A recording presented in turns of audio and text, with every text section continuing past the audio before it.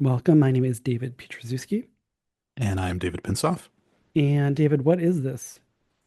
As far as I'm aware, it's Evolutionary Psychology, the podcast. And what Yep. is the tagline again? The tagline is two guys nerding out about evolutionary psychology. Oh, no, that was Oh, the that you alternative. said the subtext there. You should have said the actual. You mixed them up. Oh, okay. So it's Evolutionary Psychology, the podcast, actual evolutionary psychology by actual evolutionary psychologists.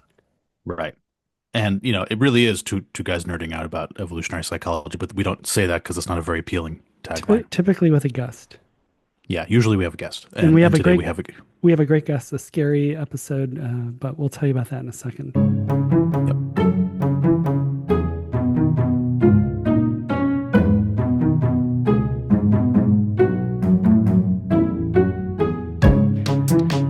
David, I love this time of year because I don't know. Fall was always my favorite time of year. Even in Southern California, I still like the idea that like Halloween's coming around the corner. Yeah, I think Halloween is my favorite holiday because it combines spooky things with candy, which are two of my What's favorite not to things in like? life. Yeah, Yeah, exactly. what's not to Yeah. like? I think I made that exact same joke in the episode, so you'll get to hear this joke twice. Lucky you. I once had a teacher who I thought was a really good teacher, and then it was in college, and then she literally forgot that she had done the class beforehand, and so she just started doing it again, and it was literally word for word, and it Oh freaked me no. out. It was like robotic. I mean, she was quite old. I mean, she was lovely, but I think she had just sort of, yeah, but it was interesting. But anyway, it was Well, yeah. well, that response, being freaked out, Oh, is good. what this episode is about. So who do we have in this We episode? we have Coltan Scrivner, and he studies morbid curiosity and horror movies and horror genre and fiction. He does basically the evolutionary psychology of horror and things all around that. Yes, and today is the day that his book, Morbidly Curious, is coming out. So you'll get to hear all about his research and decide whether you want to buy his book, which, spoiler alert, you absolutely should because it's a great book. Yeah, and David, it sounds like you read it already. Yeah, I did. I got an advance copy and I blurbed it. So look at another you. bonus Wow, is really? if you buy the book, you'll get to see my awesome blurb. Look at this jet setter getting Yeah. advanced copies of books and blurbing them.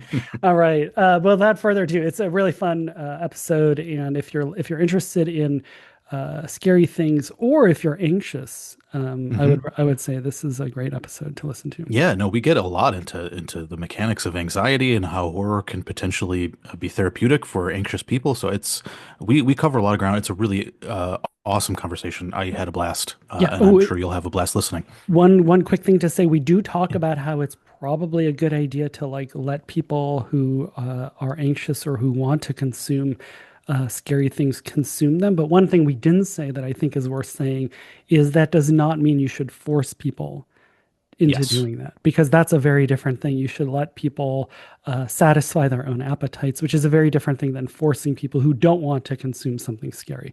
I just want to note that before, because we don't really mention that in the episode. Yes. Good caveat. Well, without further ado, let us begin the spookiness. Ooh. Ooh, that was wow, David. That's a really good go. Oh, Ooh, is wow. that a good Yeah, that's a ghost good go. sound?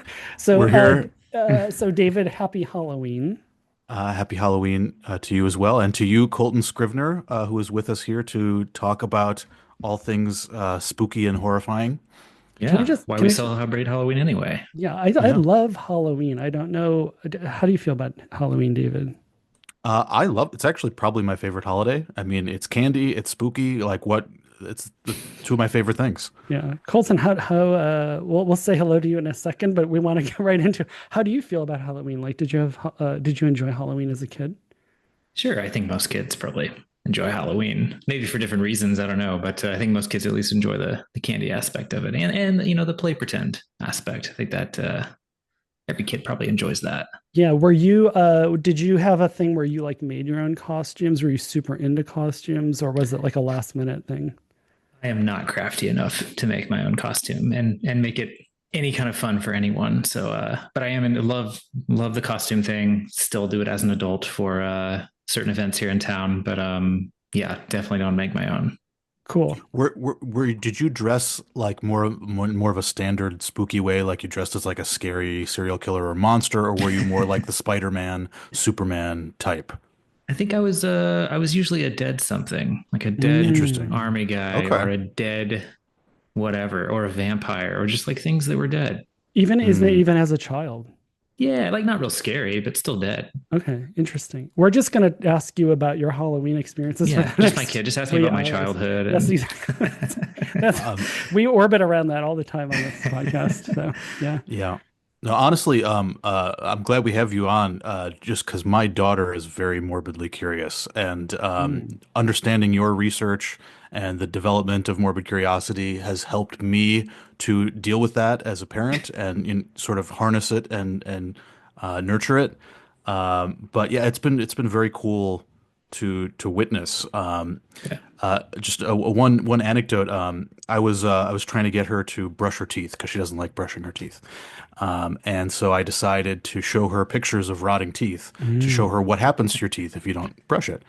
And it was actually a very effective way of getting her. Now she always is willing to brush her teeth, but it had this humorous Parent side hacks. Parent effect. hacks. Okay. It had a side effect, which is now she just wants to look at pictures of rotting teeth for fun. And now I have to now I can use it as a reward. Like, oh, if you clean up your Yeah. toys, I'll let you look at pictures of rotting teeth. David, in Germany, there's like a part of anti-smoking campaign is there's like at the grocery store in the checkout aisle, there's like you can buy cigarettes and there's pictures of like really like like I don't even know how to describe it, but like really gross like medical pictures that are the Mhm. results of smoking. And I'm just imagining your daughter going, oh, like grabbing the cigarette. I'll take two. Yeah, exactly. So Yeah, David will be here all week for parent hacks. So. cool. Yeah. Yeah. Colton, can you, so I don't know if you want to just talk about morbid curiosity as a broad thing, but one question I think a lot of people will have is, so you're taking an evolutionary approach, and you can correct me if I'm wrong, to our interest in things that are gross or scary, Mhm. or sort of just to understand what swath of science or human phenomena you're carving out. How would you characterize the thing that you are interested in that's sort of been the North Star for Yeah. your writing and your research and what you're thinking about? Yeah, I mean, I was definitely trained. Was trained as a in anthropology and biology, and so, but I'm interested in humans, and so in the wonderful world of science, that means you do psychology things. But I do take a different perspective, obviously, than most psychologists, but pretty similar to the two of you, which is, I think that humans are evolved creatures, and that influences in our psychology and can help. If we use an evolutionary perspective, it can help us understand human behavior pretty well. And there's been a lot of work on why humans are, or the fact that humans are sort of drawn to threats, or drawn to negativity, or drawn to things that they may otherwise try to avoid. But as far as I can tell, when I started researching this, nobody had really tried to explain that any further than, oh yeah, we negative things jump out to us, or in some cases, like, oh, threatening things seem to jump out to us even more than negative things. And so what I've done is try to understand why that is, but then also why we not only why does it jump out to us, but why do we seek it out and create it and enjoy it even. Um, yeah, and then further than that, I mean, I'm working on a paper right now with Edgar Dubourg, looking at, can we understand the horror genre specifically from an evolutionary perspective, and sort of what inputs is our mind taking from a horror movie that make it interesting, that make it scary, and how can we better understand the emotion of fear by looking at the entertainment we produce. Yeah. Cool. One of the things that Dave and I talked about doing as just adaptationists is you just go around the world, and whether it's like the thing your daughter or your son is doing or just people are doing online, is sort of just being an anthropologist about it and sort of thinking about, well, what are the combination or cocktail of adaptations underlying this thing. Right. And I actually find myself being kind of doing that implicitly, like about Halloween and horror stuff. And I don't even actually know what that category is. And I'm curious if you have some intuition about what that category is. But like to me, I find it interesting, for example, that like along with obviously things like, scary, threatening things. There's also like things being old and like Mm, cobwebby. And I don't know how much of that is sort of like, universal, how much of it is just sort of like the cultural evolution baggage of just like right. this is traditionally what it's like a Victorian home, right? Like, Right. but it's also interesting that it's like an older architecture or there's evidence of like past agents and it's unclear. So like Hmm. I'm just I am personally very curious about like, and I would love to hear like what is your if you've been thinking about like what's the grammar of what this category is, and is it incidental or is it like a feature that there's like cobwebs and dust, for Yeah. example. Yeah. Yeah. Well, I mean, that's a big question, right? Because I think there's the question of what are the features of all the dangerous things we might be interested in. And then there are the features of what are those things that we seem to latch onto and produce in material culture, right? And replicate. So, kind of what are those broad features? And then what are the ones that really seem to get our attention to the extent that we tell stories about them and then consume those stories, spend resources to consume those stories. Right. I think the cobweb thing and like abandoned buildings thing is interesting. I did an interview, I don't know, a couple months ago about abandoned theme parks, and we sort of explored that question a little further because it's something that I hadn't thought about too much. I mean, I think just sort of from my gut and having studied these things, one thing that it might be is that, if you see somewhere that looks like it has a lot of resources, could be a good place to live, and you see that it's abandoned, you might ask, well, why would people leave such a rich place of resources, right? And one answer is that, well, because it's actually more dangerous than it looks, right? Mm. I think we do that with ancient civilizations. I think that's one reason we find like the ancient Mayan civilizations and just ancient civilizations generally kind of interesting to us. It's like, well, if they built all these great things, they must have had great resources. So what happened, or where did they go? And Mm. the obvious answer, and the one that archaeologists often look to, is disaster, right? And so Mm. if this great civilization in this case didn't see this disaster coming, like what did they miss? What got them? And could it happen to me? Right? Could it happen to us? So that's my first instinct. And of course, cobwebs. At least in Mm. I don't know. Not a cobweb expert, so I don't know if they show up around the world in different kinds of materials. But in the U.S. at least, and in many places, cobwebs signify. We understand that signifies it's been abandoned for a while or not taken care of. And so if we see them in a big, beautiful house, like a big castle, again, there's like all these resources. We understand all these resources were poured into building this beautiful castle. Someone of great power must have lived there, and yet they're gone, and their family is gone. So what happened? Yeah. So I Yeah. think those are more like cues of danger in some ways, right? Like Yeah. accidental or incidental cues of danger. Yeah, it's interesting as you're saying that. I'm imagining like the opening scenes of a movie and like what's scarier, like imagining like the three of us walking through a town and there's nobody in it. And you Right. go into the houses and like even the stove is on and Mm-hmm. there's still food cooking and burning and Mm-hmm. like everything is but everybody's gone Mm-hmm. and Well, there's that's nobody exactly there. the first That would, episode of the Twilight Zone, isn't it? Like he's walking mm, around and it's just like an empty town. right. And it's very eerie, very creepy. Yeah, Yeah. that's so I love that. And I love that that example then also highlights this sort of, if you take a step back, and I love this about an evolutionary approach too, is you think about like we're organisms and we're starting to like get into that. What we're talking about is curiosity or information seeking about a class of things that might be relevant for it. Like in the same way, a rat might be interested in like the things around a dead rat, so long as it doesn't like kill the rat for Mm-hmm. sort of obvious reasons, right? And maybe that's too facile, but like I like that.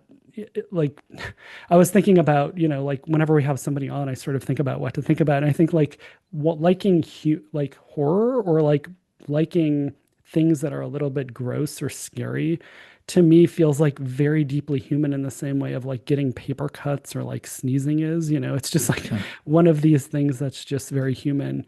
Well, I Is think importantly though, you don't have to like something to find it interesting either. There's actually like empirical mm, evidence for that you can distinguish liking and finding things interesting. Now you can have both, right? You can like something and find it interesting, but you can certainly find things interesting and be intrigued and drawn and have these approach motivations toward it without actually enjoying it. Right. And I think Morbid Curiosity does a little of both of those, right? It kind of has, it's kind of got a two-pronged access to our minds. And I'm still kind of teasing that apart, like what it looks like and why in some people it's approach and like, or interest and like, and why in some people it's just interest. Mhm. So I feel like we sort of skipped ahead a bit. We didn't get to the foundation, the basic question that you Yeah. that Yeah. has been driving your research, which is why are we into this stuff? You know, from Yeah. a naive psychological perspective, you might expect us to entertain ourselves with images of sunshine and rainbows and happy families and peaceful interactions. And yet, if you look at the actual contents of the entertainment and the fiction that we consume, it is filled with blood and gore and terror. So why would we, if we have the option to entertain ourselves with any kind of imaginary world that we want, why would Mm, we pick the scariest, darkest, most awful stuff to yeah. entertain ourselves with? Why are we into this stuff to begin with? Well, I think it's because historically we've encountered it in the real world, right? And Hmm. anytime you can learn about something cheaply from an sort of an ecological perspective, your mind snags that, right? It's just like the drink that Dave is drinking there probably has a bit of a sweet taste, right? Probably tells his mind that this is high calorie, it's good, you should consume it. I think a similar thing happens with fear when we see something dangerous on our screen, or even we're imagining it or reading it in a book, hearing a story from someone. Our mind is getting one set of input information that says, here's some important information, you should pay attention. But the sort of brakes aren't really applied that would normally be applied because we're not getting input saying the dangerous thing is in front of us, which is how almost every animal ever experiences threat, right? Is Mm-hmm. in order to learn about it, you kind of have to be there because they don't have material culture that they transmit, and they don't have sophisticated language that they can tell stories about dangerous things. So they kind of have to learn about them firsthand. And they do. You do see that in the animal kingdom. You see something like morbid curiosity in a lot of animals, but it's much more restricted.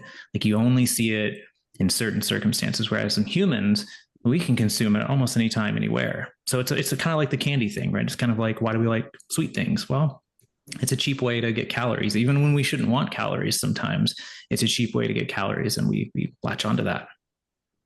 Yeah, this might be a good place to talk about sort of signal detection or error management too, right? Is that sort of something you've thought about? So, in other words, if there's a really high cost or really high threat thing, it's not always clear whether or not you're going to learn something, but there's two types of errors to make, right? One is you sort of pursue or look into this dangerous or scary or high cost thing and don't learn anything, versus you could have but you don't, and then so for example, I when I lived in Berlin, I did open water swimming. I moved here to Santa Barbara. There's the Pacific Ocean here is a great white nursery, right? So I was like, I'm going to look into everything I can about great white sharks, to just settle on, am I actually going to go swimming and what's my relative risk? Right. Is that thing of sort of uh, because one question is sort of like, what lessons are people learning, if at all? And is that sort of like a kludginess of the system that Yeah. all consume things that are scary just because that's just the way the system is built? Or are people actually learning lessons? I think there's a little of both. I think most people when they go to they buy a ticket to a horror movie. You don't really think about like, oh, I'm going to learn something from this. Some people do. I've actually talked to people in studies that, especially with true crime, they'll say, I watched this to kind of pick up on what I would have missed, right? If this were to happen to me. And there's some evidence that feeling vulnerable is correlated with your chances of like truly feeling vulnerable and seeking out these things are correlated with your chances of being a victim of a crime or having been a victim of a crime in the past. And so I think some people do actively seek it out to learn something, and they're sort of aware of that, but most people just do it because it feels fun, it feels enjoyable. And then the question is, well, why does it feel fun, why does it feel enjoyable? And one answer is that learning is intrinsically rewarding. If you're updating your model of the world and feeling like you're gaining valuable information on the cheap, that's intrinsically rewarding, even if we don't consciously recognize that. Okay.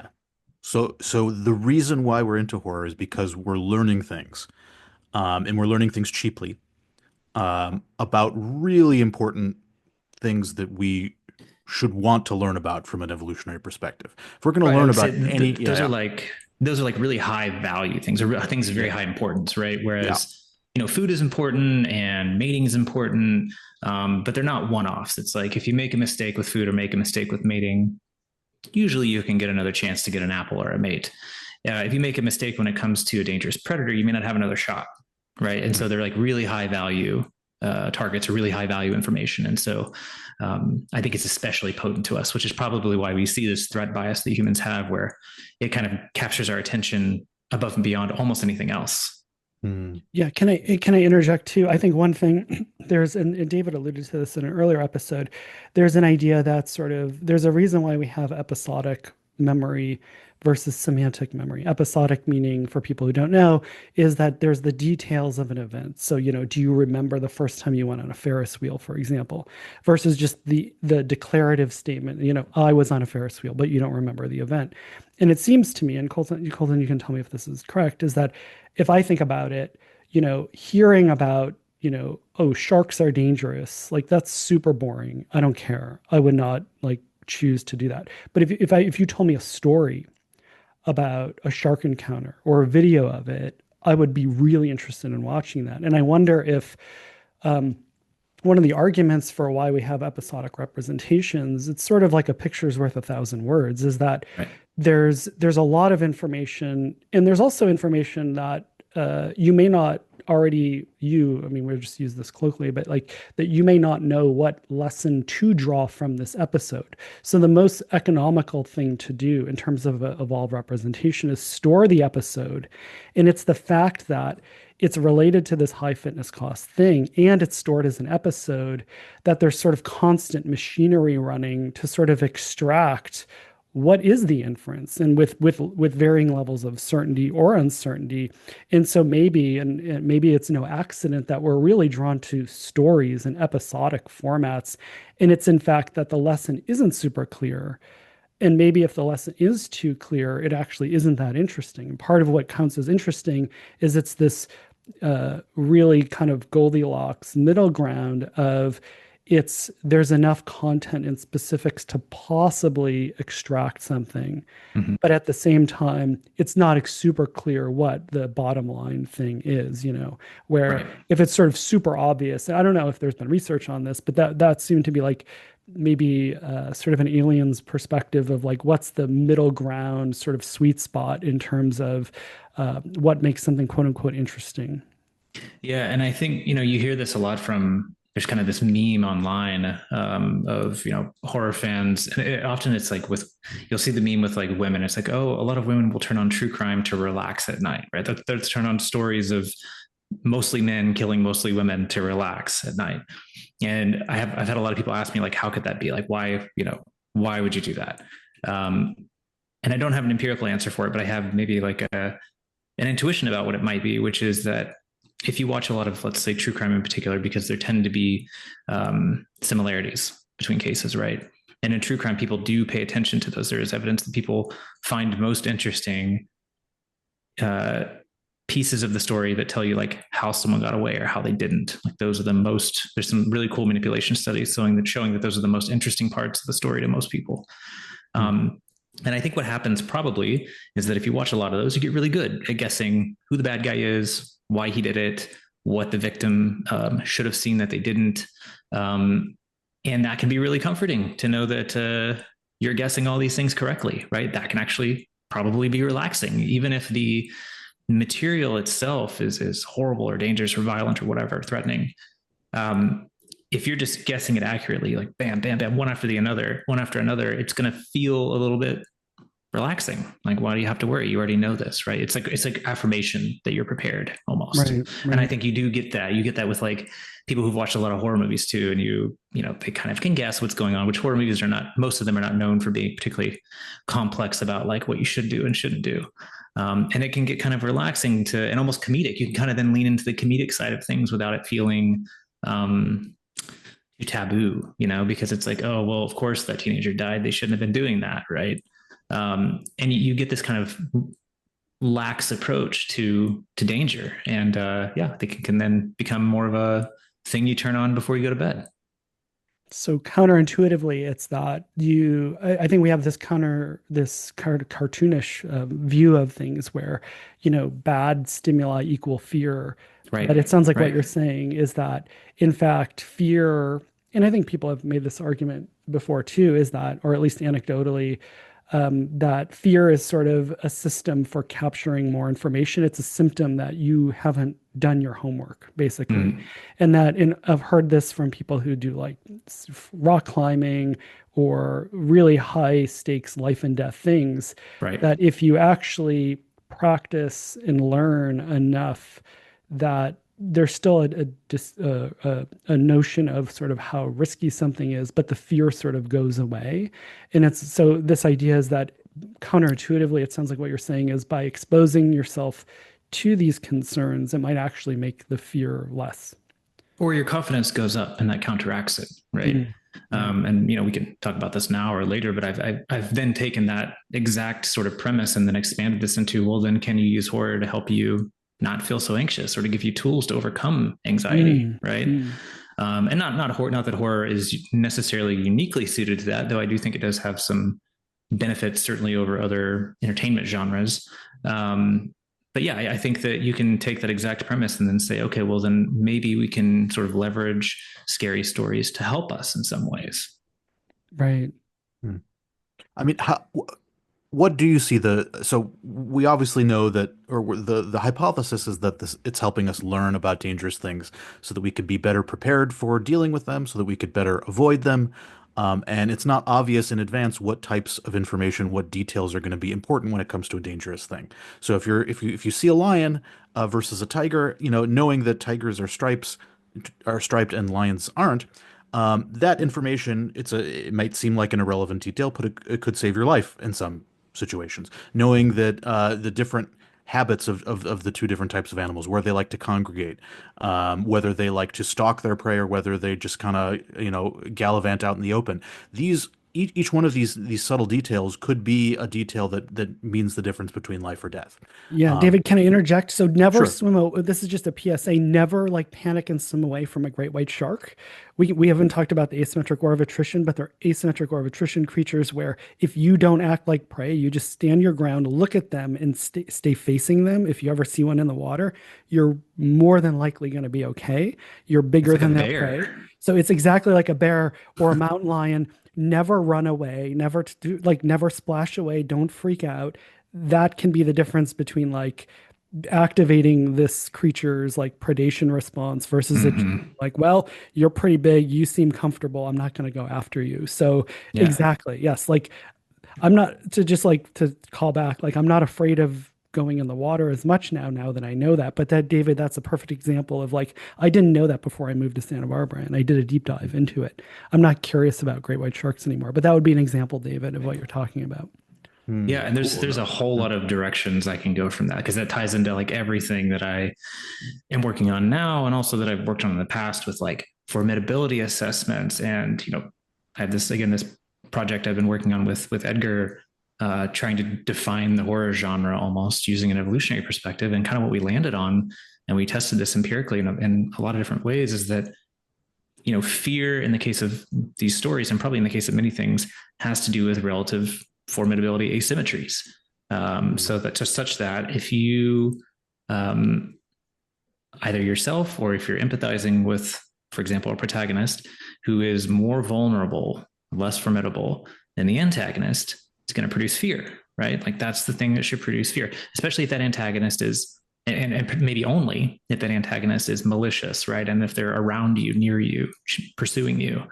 And we find like that's kind of a unique narrative structure in horror that reliably elicits everything from like higher chance of the word fear being included in the description to higher heart rates when you're watching the film.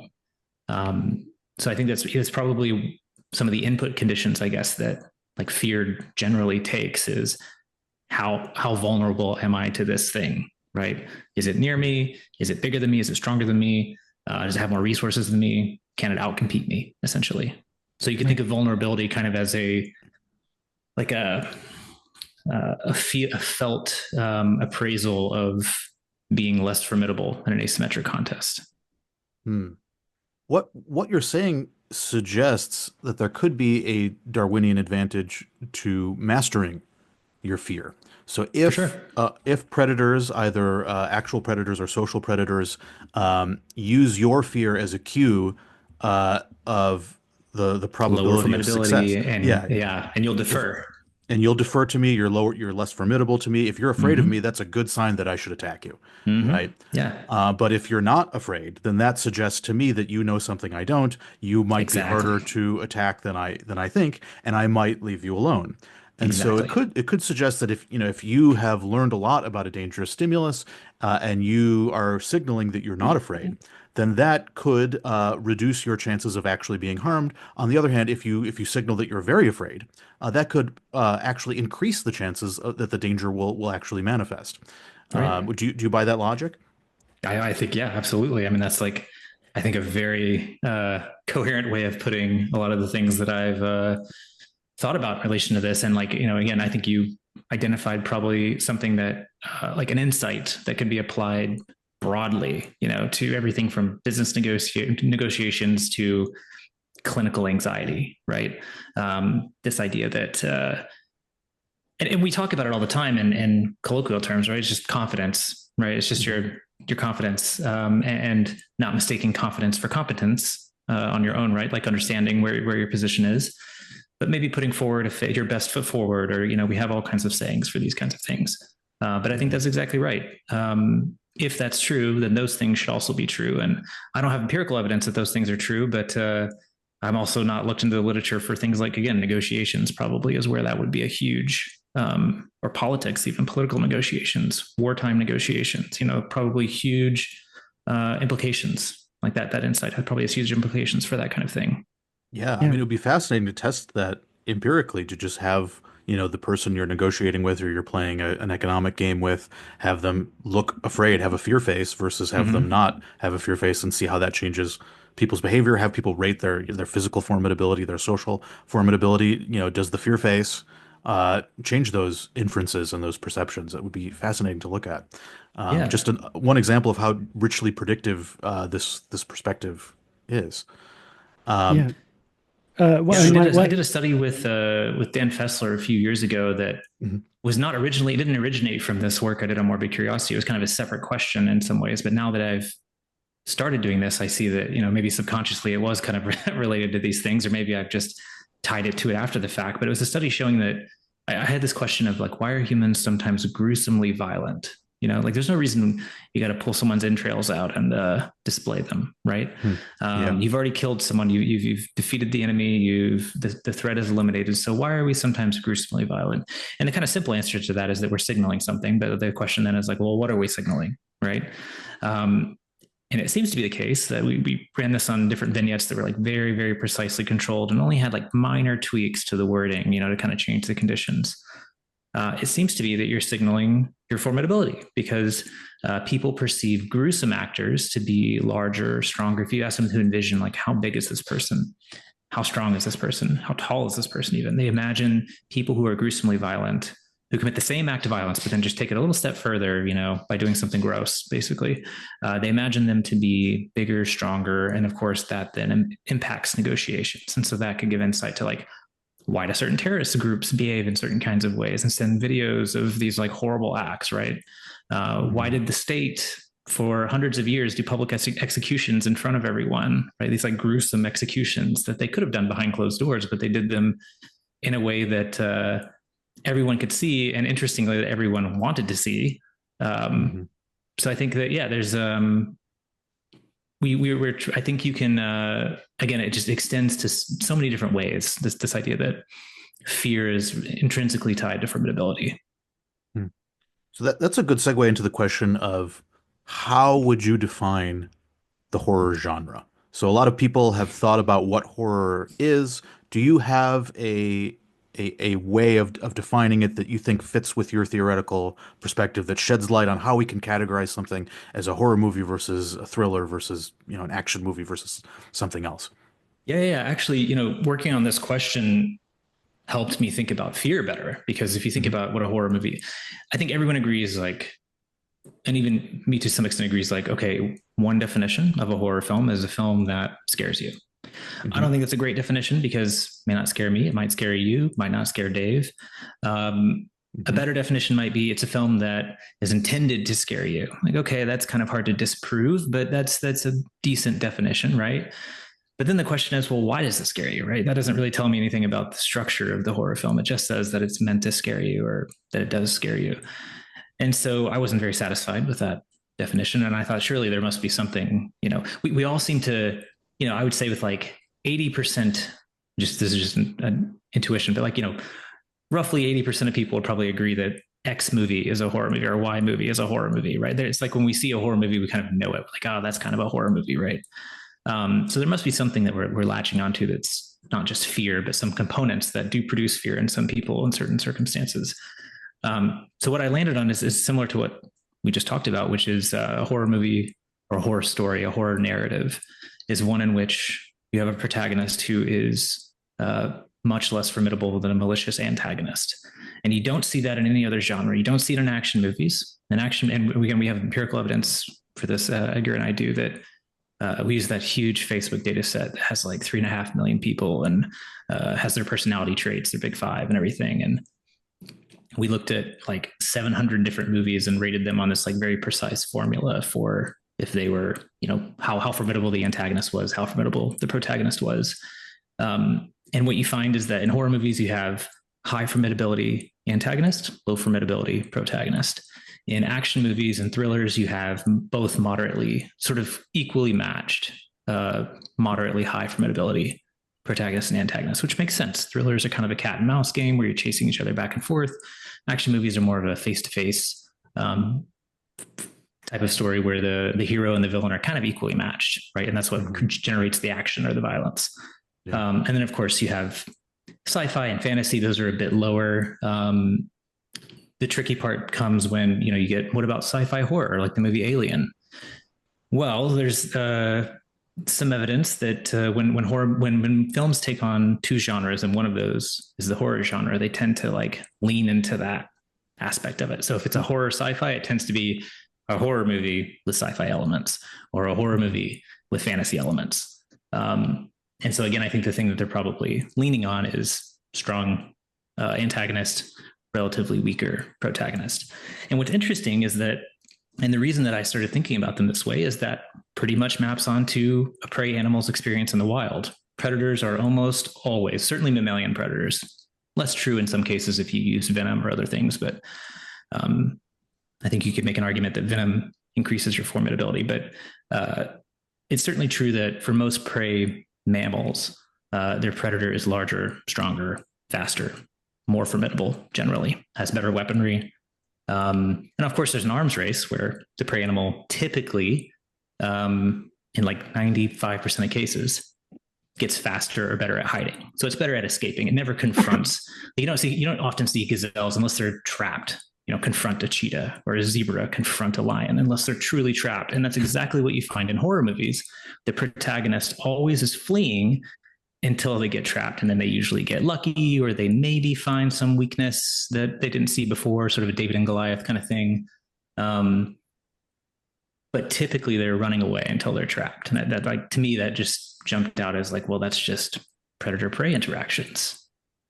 Yeah. My favorite movie that I've watched more times than any other movie is the original Jurassic Park movie. It's just like a beautiful movie. And I love about that I don't think of that as a canonical horror movie, but it really is in the sense of it's this thing of it's beautiful. It's all the kind of like, well, there's this incredible thing that like dinosaurs finally exist. And I mean, for Right. me, it was like I was a boy. I had never seen a real life dinosaur until I saw this. It Right. was like perfect. I was just like, mwah, like, so it was just perfect timing for me. But yeah, no, this thing of like, there's this thing, it seems better than you could imagine. And it turns out to be horror. That's such a wonderful sort of Yeah. arc. I think it's like one of the most perfect movies. And it's among other genres, a horror movie for sure. Yeah.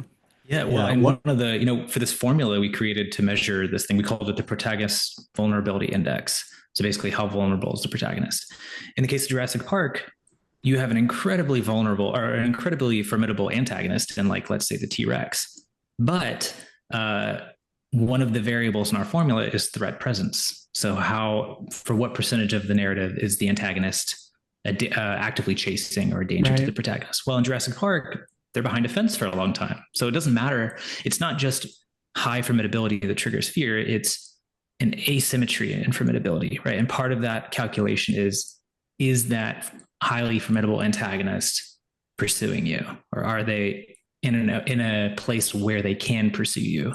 And for the first part of Jurassic Park, they're not, right? They're things we can look at. It's the same reason we go to a zoo and we'll look at a lion. But if I ask you if you want to get in the lion pit, most people should say no, right? So I think, yeah, there's this contextual difference of like a dangerous thing is only dangerous if it can get you, which is kind of an obvious statement, but it's really important when it comes to these like definitions of these kinds of things, I guess. Yeah. I will say that when I was reading about your way of defining horror, it helped me reconceptualize one of my favorite movies, which is Terminator 2: Judgment Day. Yeah. Great movie. And Yeah, it's a great so movie. wonderful movie. And I had always thought of it as an action movie and as like the greatest action movie of all time, Mm. right? But after reading your thing about horror, it made me realize that actually Terminator 2 is better conceptualized as a horror movie. Because if you think Yeah. about it, the antagonist is a more advanced Terminator model, and he's chasing a less advanced Terminator model who is way less formidable. Yeah. And most of the movie is just involves this like incredibly sophisticated like liquid metal shape-shifting antagonist that's way more formidable than Arnold Schwarzenegger and is just Right. chasing him for most of the movie. And so really when you think about it in those terms, it's better conceptualized as a horror movie. And like the antagonist is really scary to have this metallic shapeshifter who can take the form of anyone. Like that's a really powerful ability. And like there's so many moments of the movie where you think he's dead and he just gets up again. He's just like invincible. You can Right. shoot him and it just goes right through him and he just like melds back into shape. He blows up and he survives. Like it really is a horror movie. Um, and so that was a pretty cool realization to me Yeah. that And it shows some up. It yeah, shows up in our data set like that. It shows yeah, up as really. it's like right at the cusp. It's like Mm, at the low end of the horror movies. We didn't have, any reason to have a specific cutoff because it gives you a number, right? This formula yeah, gives you like a math formula gives you a number at the end, right? And there's kind of a gradient. And if you have a big Excel sheet and you've got like uh, IMDb rated genres on this column and PVI or protagonist vulnerability index on this column, you'll see that the first like 100 are just horror, horror, horror, horror. And then you get the like horror sci-fi mixes, horror fantasy mixes. And then you get into like horror action and horror thriller. And mhm, Predator was like ranked right with like the bottom part of the horror movies, which mm, intuitively again makes sense when you watch the movie. You're like, man, this is a little scary in some ways, right? Like yeah, that's kind of a scary story. yeah, There were a few others like that too, and like the movie Predator, which obviously, if you've seen it, is about this alien creature that preys upon or hunts for sport humans, right? And the yeah, reason that it's not rated higher, or the reason also that it doesn't feel as scary, I think, as some other horror movies, despite that, is that it's a predator who's trying to find the top prey, the best prey it can, the most formidable prey it can, which is like typically these elite group of a military troop that's like an elite group, like the Green Berets or something. And It's a so even predator with though principles, right? It it's a has predator it's a with principles, discerning, it's a it's fair discerning. fighting, yeah, it's a fair fighting predator. Yeah. But that's what it's looking for. It's like what's that old it's the most dangerous game, like where you're Oh hunting, yeah, that's a it's great book. similar Yeah, the similar to short that, where story. it's Yeah, like yeah. you are, the antagonist is more powerful. They have better weaponry, they're faster, more elusive, but they're outnumbered. They're facing a group of things, right? And there's good evidence that alliances increase not just obviously like how strong you are, but also how strong you're perceived to be. Um, and they're like, when it comes to humans, like kind of the top humans, like highly trained humans with weapons, with things that increase their formidability. And so that makes it feel kind of like an action movie too, similar with Terminator to some extent. But I would say Predator is an even better example of, man, this feels like an action movie, but it feels like it should be a horror movie because this is a really big bad guy who's literally he is a predator. Right, that's the name of the mm, movie. Why is this not a horror movie? And the mm, answer is, well, he's fighting people who are, at least when they're grouped together, pretty formidable to him, right? if he someone was equally matched. if he was hunting a cheerleading squad, it would be a If very he was different hunting the movie. summer, yeah. If you put him at Camp Crystal Lake, put him at a teen summer camp, it becomes a horror movie instantly. Yeah. Hmm. Yeah.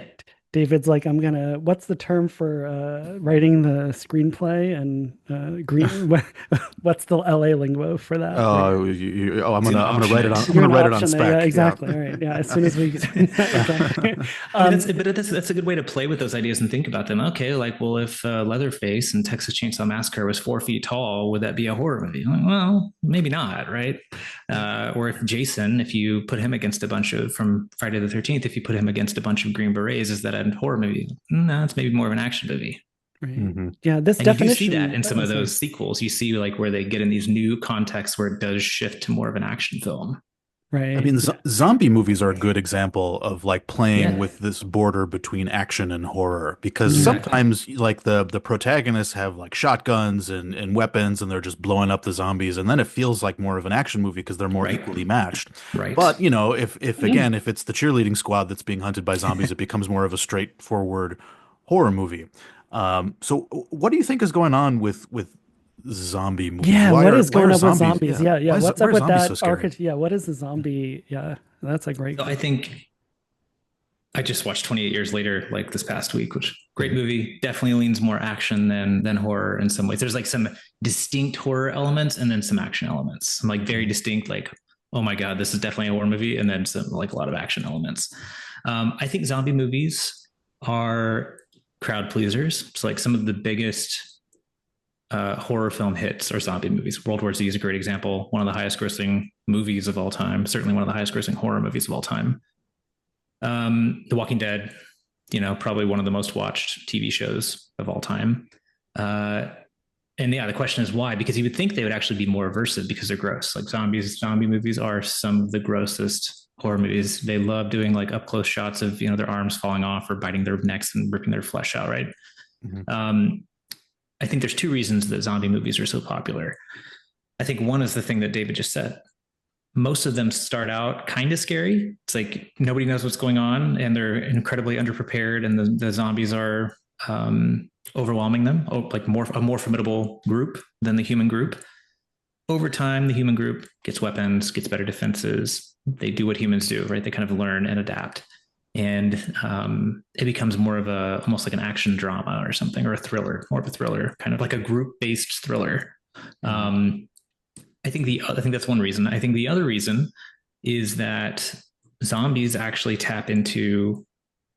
We haven't really talked about the morbid curiosity scale much yet, but I created this scale to measure trait morbid curiosity, and there are 4 domains to it, right? So there's a domain about violence, so kind of your interest in, let's say, like MMA would be a good example of a high violence score on the morbid curiosity scale. There's one about body violations. That would be an interest in like medical oddities or surgeries or injuries or things like that. There's one about the minds of dangerous people, so sort of understanding and predicting people who act like predators, people who hide their intentions, who are trying to harm you without letting you know it. And then there is supernatural, which is kind of this. It's got a lot of layers to it, but the simple way to say it is that dangers that aren't incredibly clear to us yet, or we don't have good access to understand how dangerous they are. Aliens, ghosts, demons, whatever. Like we get a sense they're dangerous because they're hiding from us and they have these incredible technologies or abilities to slip into other worlds. But because they're not right in front of us, we can't study them well. We can't understand them well. So you have those 4 categories, and they tend to correlate pretty highly, but there are some distinctions between them. And they do load onto this kind of single factor of morbid curiosity. Now, if you look at zombie movies, zombies are human-like, seem to have intentions. Certainly, they're hungry. So they kind of tap into that minds of dangerous people thing. Like, is this person, like, do they have intentions or not? They tap into the violence part because, of course, when a zombie catches you, it enacts incredible violence upon you. The outcome of that violence is body violation because they're kind of rotting. Their flesh is falling off. And then if they catch you, your flesh is falling off. And they tap into the supernatural a little bit because it's not clear why they're doing what they're doing, why they're zombies. Are they humans? Are they something else? Will they change? We don't know enough about them. And so they sort of, there's something for everyone. Like no matter where your morbid curiosity kind of falls, zombie movies have something for you. So I think that combined with the sort of transition they take from early horror, which captures your attention, to more of an action thriller, which maybe sustains your attention a little better. Makes them really good for things like TV shows. That's why The Walking Dead had like 11 seasons and 5 spinoffs or whatever. You know, there's an infinite number of stories you can tell about that, and you can kind of just keep iterating on that. Yeah, totally. And there's also the contagion element, which also gives rise to all sorts of Correct. subplots and Yeah. conflicts. Where someone is infected, they're going to turn into a zombie. All that, yeah, all that stuff, When I which think might tap into our infection, disgust. Yeah. exactly. And I think infection too, certainly historically, like pre-germ theory of disease, Mhm. um, most diseases, infections were given a supernatural explanation, right? It's something that we Mhm. couldn't explain. Like, why is this person getting sick? Why are they getting, open sores all over their body? Why are they acting insane? All of these things that we now attribute to diseases or of various kinds, infectious or otherwise, we used to attribute to supernatural causes. I have a quote in my book about an anthropologist who goes to this tribe that has a really bad guinea worm problem. And so she encourages them to like boil their water so that they can kill the worms. And they kind of laugh at her. And they're like, well, that doesn't stop the witches who are putting the worms there. That doesn't stop the witches from causing these problems. So I think that infection, even when we understand scientifically what it is, like, oh, if I'm sick, I have whatever, a virus or a bacterial infection. Uh, it probably taps into something about like an unknown danger, and that's kind of taps into that supernatural element as well.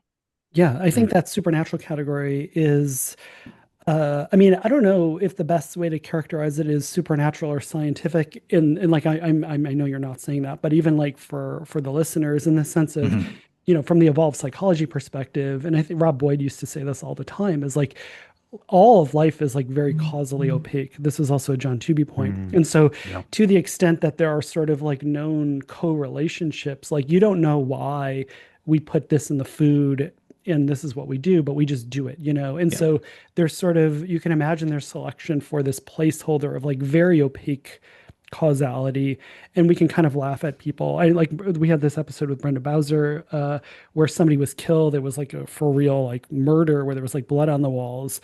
And David, do you remember what was the attribution? Oh, how could I forget?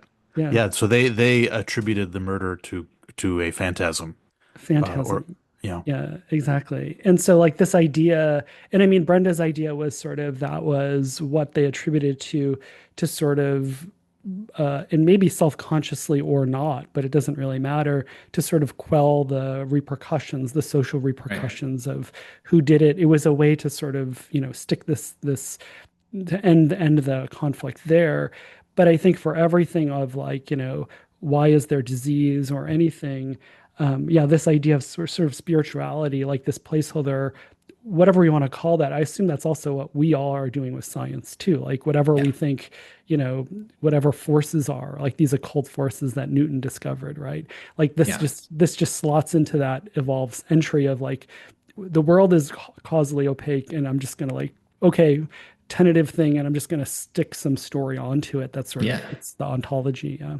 Well, and I think it's Aaron Leitner and Ed Hagen. They published a paper a year or two ago that I think is probably the best sort of EV-psych approach to why do we believe in the supernatural that I've seen. And their explanation is that it gives us a starting point to kind of ratchet from and then produce decisions from, to explore identity, to explore space, from, because otherwise, if I ask, well, why did this happen? I have an infinite number of answers. There's an Right. infinite number of places I can start. Uh, but if I just have a few assumptions, that an agent caused it, Right. that radically constrains the number of possibilities of what happened and how do I deal with it? How do I avoid it? How do I whatever? How do I do anything about it? Right. And so even though that's wrong a lot, it's right enough, and it's better than not having any starting point. Yeah. Yeah. Um, Yeah. yeah, and I Not think the starting point we have is, well, maybe someone did it. Well, if someone did it and they weren't here, they must have powers of some kind. If they have those kind of powers, they must be pretty strong. I should probably be afraid of them or try to, Right. get away from them or deal with them or collect allies to deal with them. Yeah.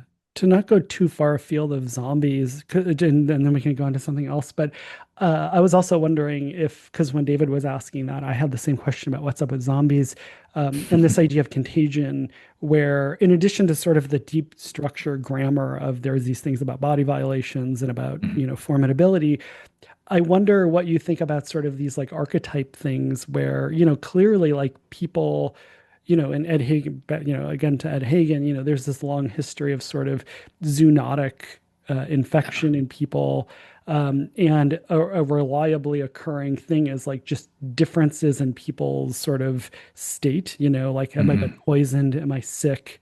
The sort of like these sort of archetypes, like I think it's an easy thing to think, and I imagine many evolutionary psychologists when watching a zombie movie have thought, gee, I wonder if that's because a reliable part of our history has been like people acting weirdly when they're infected. Do you Yeah. buy that, or is that too facile, or what do you think? No, no, no, no. I think that's, I would be surprised if that does not contribute to it, right? I think that plays into that, again, kind of the minds of dangerous people aspect of like, what's going on with these people? Are they sick? Are they like just violent and awful? Like and I think you see that explicitly made in a lot of zombie movies and TV shows where it's like, well, I think we can find a cure and bring them back, right? I think that they're still Right, human underneath. I think that maybe if we just do X, Y, or Z, we can get them back. And I think that plays into that intuition that you just mentioned.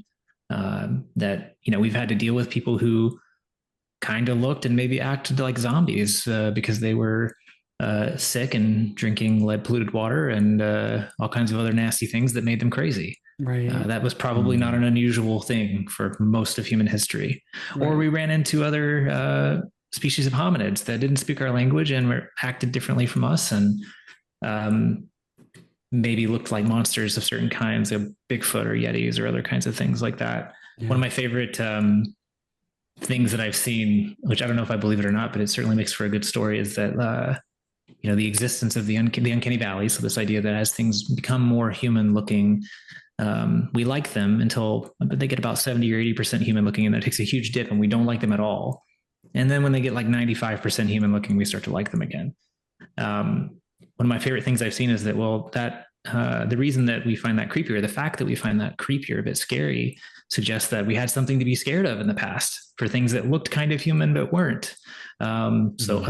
other hominid species, right, was I think what they were hinting at, like Neanderthals that were violent or dangerous towards us, or Denisovans, or any other number of, now they've discovered like 4 or 5 different hominid species that existed alongside Homo sapiens.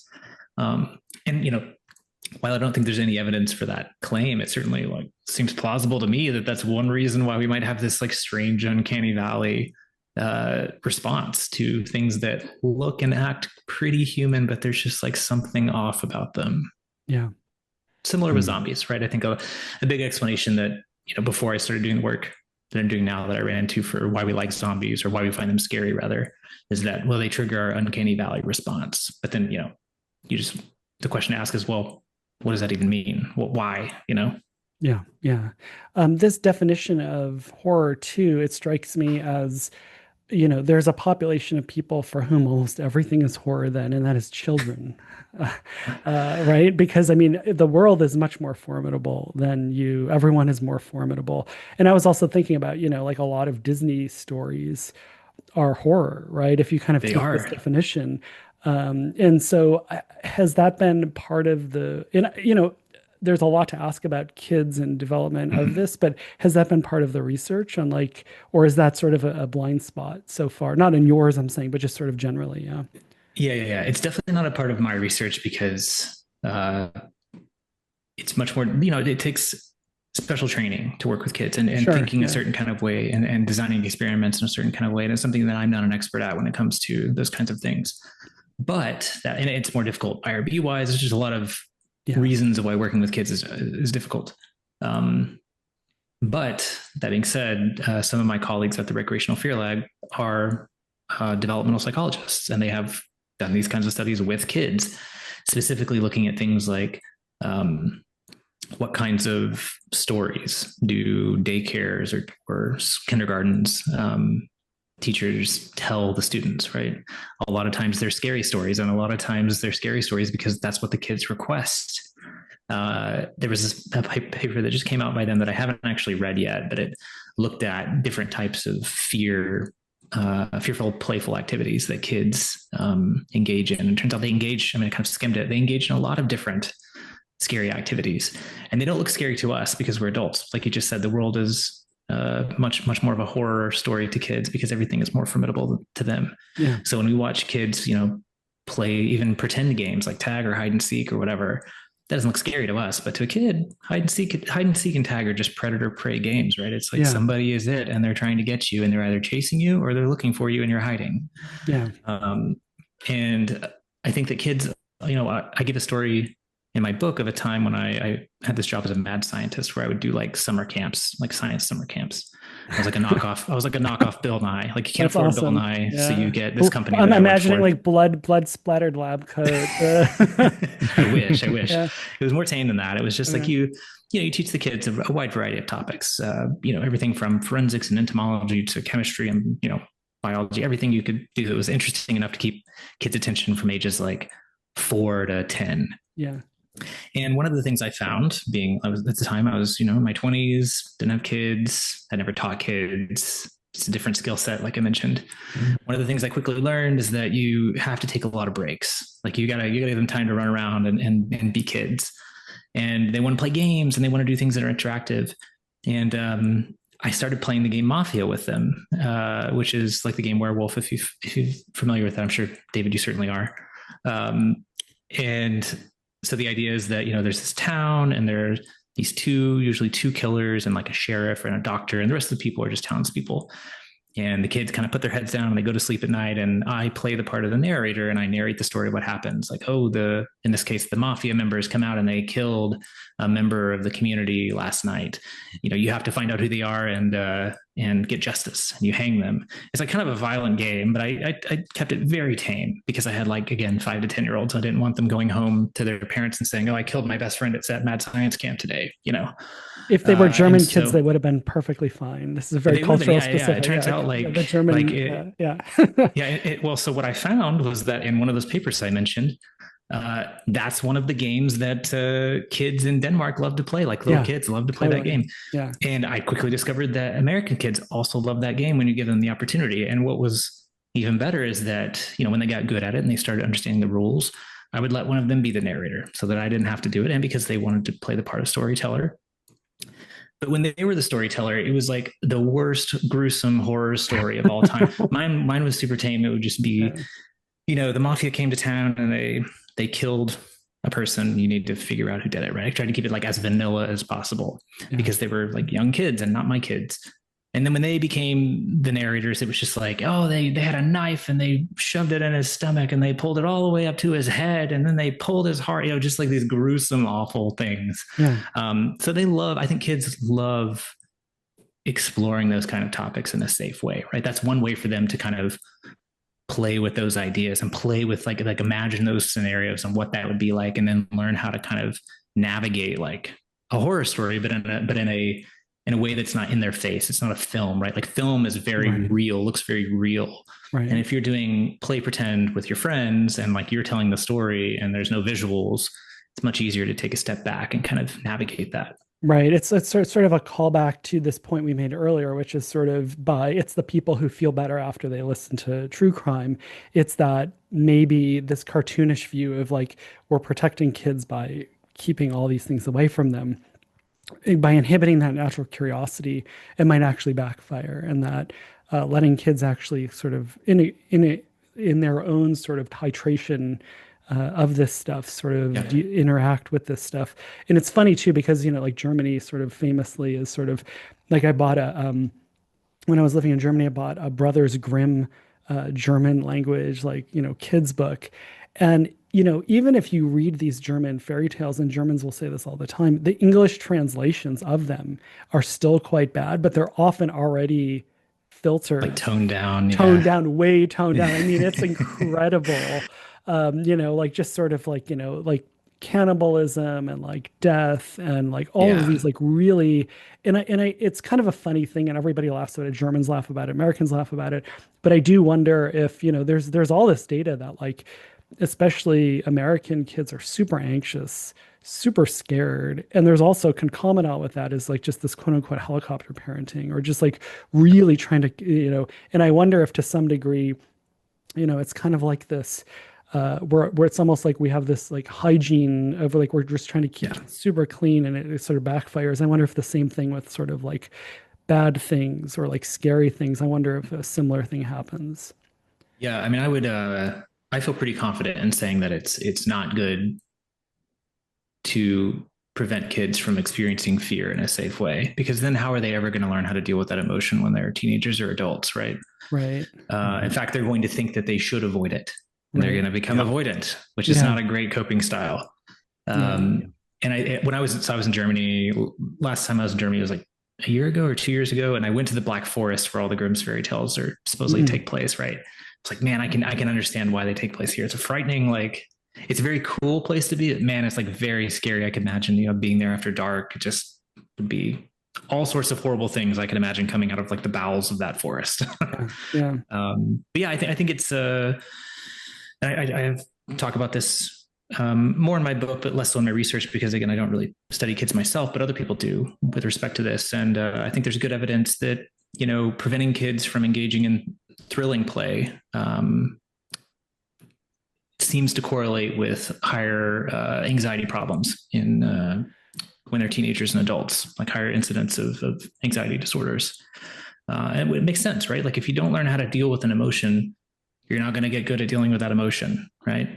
And I think that's one thing that horror fans do well, right? They consistently confront feeling afraid and feeling anxious, and I think there's some evidence that it actually helps them deal with anxiety. There was a study that I believe it's a preprint right now, but it's with true crime, and it was a diary study looking at people who were true crime fans, and like when did they watch their last true crime show, how were they feeling that day when they watched it, and the day after. And there was pretty good evidence that having watched a true crime show on day X was correlated with lower anxiety on day X plus one, and that feeling anxious was correlated with watching true crime on day X, which is stuff that I've hinted at before. I have a big theoretical paper kind of laying out some of the reasons why this might be with scary narratives generally, like why anxious people seem to be drawn to them sometimes, because that seems like the last thing they should be drawn to. And two, can it actually be useful, or can we leverage it to be useful for some people? And the simple answer is that, like, well, they seem to be drawn to it because anxiety ups your vigilance. And if you're upping your vigilance, that's going to up your vigilance for scary stories too. So you're going to be kind of interested and drawn to that. And then the answer for why it might be helpful in the moment is that if you're feeling, particularly with generalized anxiety, you don't have a source of your anxiety, you're just feeling anxious, right? It's like a really destructive form of anxiety because there's not a lot you can do about it. You can't like change the thing that's making you feel anxious because you don't know what it is. So you get in these big rumination cycles. And then, common advice like, oh, try relaxing, doesn't really work for those people because threat tends to have a premium on your attention and on your cognitive resources. And so when you try to relax, it's just like pretty futile, right? But what you can do is maybe fight fire with fire a little bit. Go turn on a scary story that will capture your attention, or at least compete with ruminating anxious thoughts for your attention. And then it draws you in. If it's a compelling story, if it's a well-written story, well-told story, it'll draw you in, and it'll kind of, you can't really like you can't actively worry about two things at once. Like you can try this, right? Like try like worrying about two different things. You can shift between them, but you can't like hold two of them in your mind at the same time and worry about them. So if you get sucked into this story, you have 90 minutes of like a semi-controlled anxiety, semi-controlled fear. You can pause it. You can watch it with lights on, watch it with a friend. There's a lot of things you could do to kind of tone down and control the source of the anxiety. And then after 90 minutes, the thing that was causing your anxiety now is gone, right? It goes away, the film ends. And it kind of gives you an off-ramp for those rumination cycles and allows your parasympathetic nervous system to activate like it should when a threat goes away, which then physiologically calms you down, right? That's all in the short term. In the long term, we've kind of talked about this. It can give you tools for learning how to deal with anxiety, because when you're watching a scary movie or going to a haunted house or playing a scary game, most people are actually not trying to make it as scary as possible. Like we found this even in haunted house studies that I've done, where we go to a haunted attraction on Halloween. Most people are trying to hit like a sweet spot where like it's really scary, but it's not too much for them to handle. Well, by definition, to do that, you have to regulate how afraid you are, right? You have to regulate how anxious you're feeling in order to hit that sweet spot. And by doing that, you are inherently like just practicing or implicitly practicing cognitive reappraisal skills, emotion regulation skills, things that you can apply when you're feeling afraid or anxious because of something else that's happening in the world. And so if you can train yourself to think about those things and what you're doing to calm yourself down, what you're doing to achieve that sweet spot, you might be able to recognize some of these tools and then apply them in your life outside of horror movies. Yeah, I like that. So Pascal Boyer and Leonard, who passed away, Michael Moncrief's advisor, they had this great paper about sort of anxiety and OCD, and we won't go into all those details. I should have Pascal on, but this thing about like fear, the emotional fear is sort of, there's a situation that needs to be reacted to. What anxiety is harder. And their argument is this is one of the reasons why there's more anxiety disorders than fear disorders. There are obviously phobias, but there's more anxiety disorders. And the idea is that it's sort of the design underlying anxiety is there might be something and there might be something you can do about it, but it's just more opaque and more indirect. And so it's really interesting how, yeah, if there is this anxiety disorder or you're feeling anxiety, it's basically your evolved system telling you there's things to worry about and there might be things I need to do and I don't know what to do or I don't know what might be the danger. And so if you give people fear or this sort of like, as you put it, this very titrated, controlled thing, it engages this precautionary system that sort of is getting the cues that it's doing something right to against the dangers and the fears. Right. So that's really interesting. It really suggests that, we don't always talk about implications on this podcast, and we've gotten reviews of people wanting implications, but this really suggests that with anxiety, with fear, with people sort of feeling like underpowered, right? Or just sort of like possibly victims. We often have this idea that like to protect them as parents or as society, we want to, which is a good impulse to have. Yeah, it's a noble impulse to have, right? Yeah, exactly. Like you can see the intentions are well, but it might be that exactly harming them by keeping them away from their own interest in things that might seem scary or morbid or whatever. Yeah. Yeah, and I didn't go into this I'm not a clinical psychologist. I didn't go into this like trying to find a practical implication. I'm very much an impractical, theoretical, like love just to play with ideas person. But it just came about as I started studying this. I was like, man, this could, well, to be honest, like how part of the reason it came about is because I would interview horror fans. I would read through, threads where they had written about like why they like horror and what it does for them. And this kept coming up over and over and over again that like, well, when I'm anxious, I seek out horror movies and it helps me.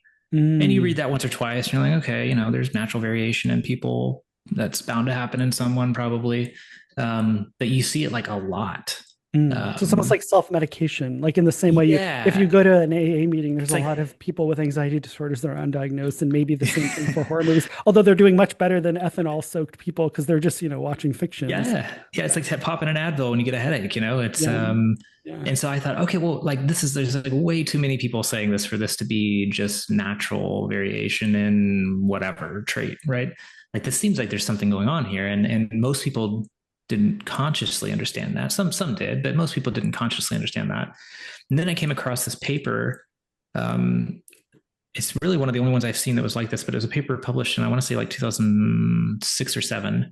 And these researchers, they were media psychology researchers, and they set up a booth outside of a Blockbuster. For those young people, for those who know, that was back in the day when you put cassette tapes in, and you had to go to a store to get movies. So this is a brick and mortar Netflix store. They set up a booth outside of a Blockbuster, and when people came into the store, they would ask them how they're feeling. They wanted to know how does your current mood impact the kind of movie you're going to rent, right? And so they would give them these mood questionnaires. They would go in, they would rent the movie. When they came out, they would say, hey, can you show us what movie you rented? And they went in expecting that people would try to, if they were feeling like sad, they would try to find a happy movie to regulate their mood. If they're feeling anxious, they would, again, try to find kind of a happy movie.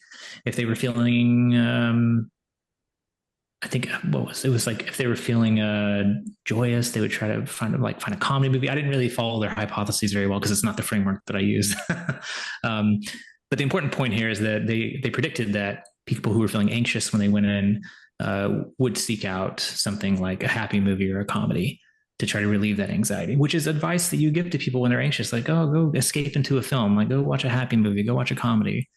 And what they found was the exact opposite. People who were anxious going in were the only people who were more likely to rent horror movies.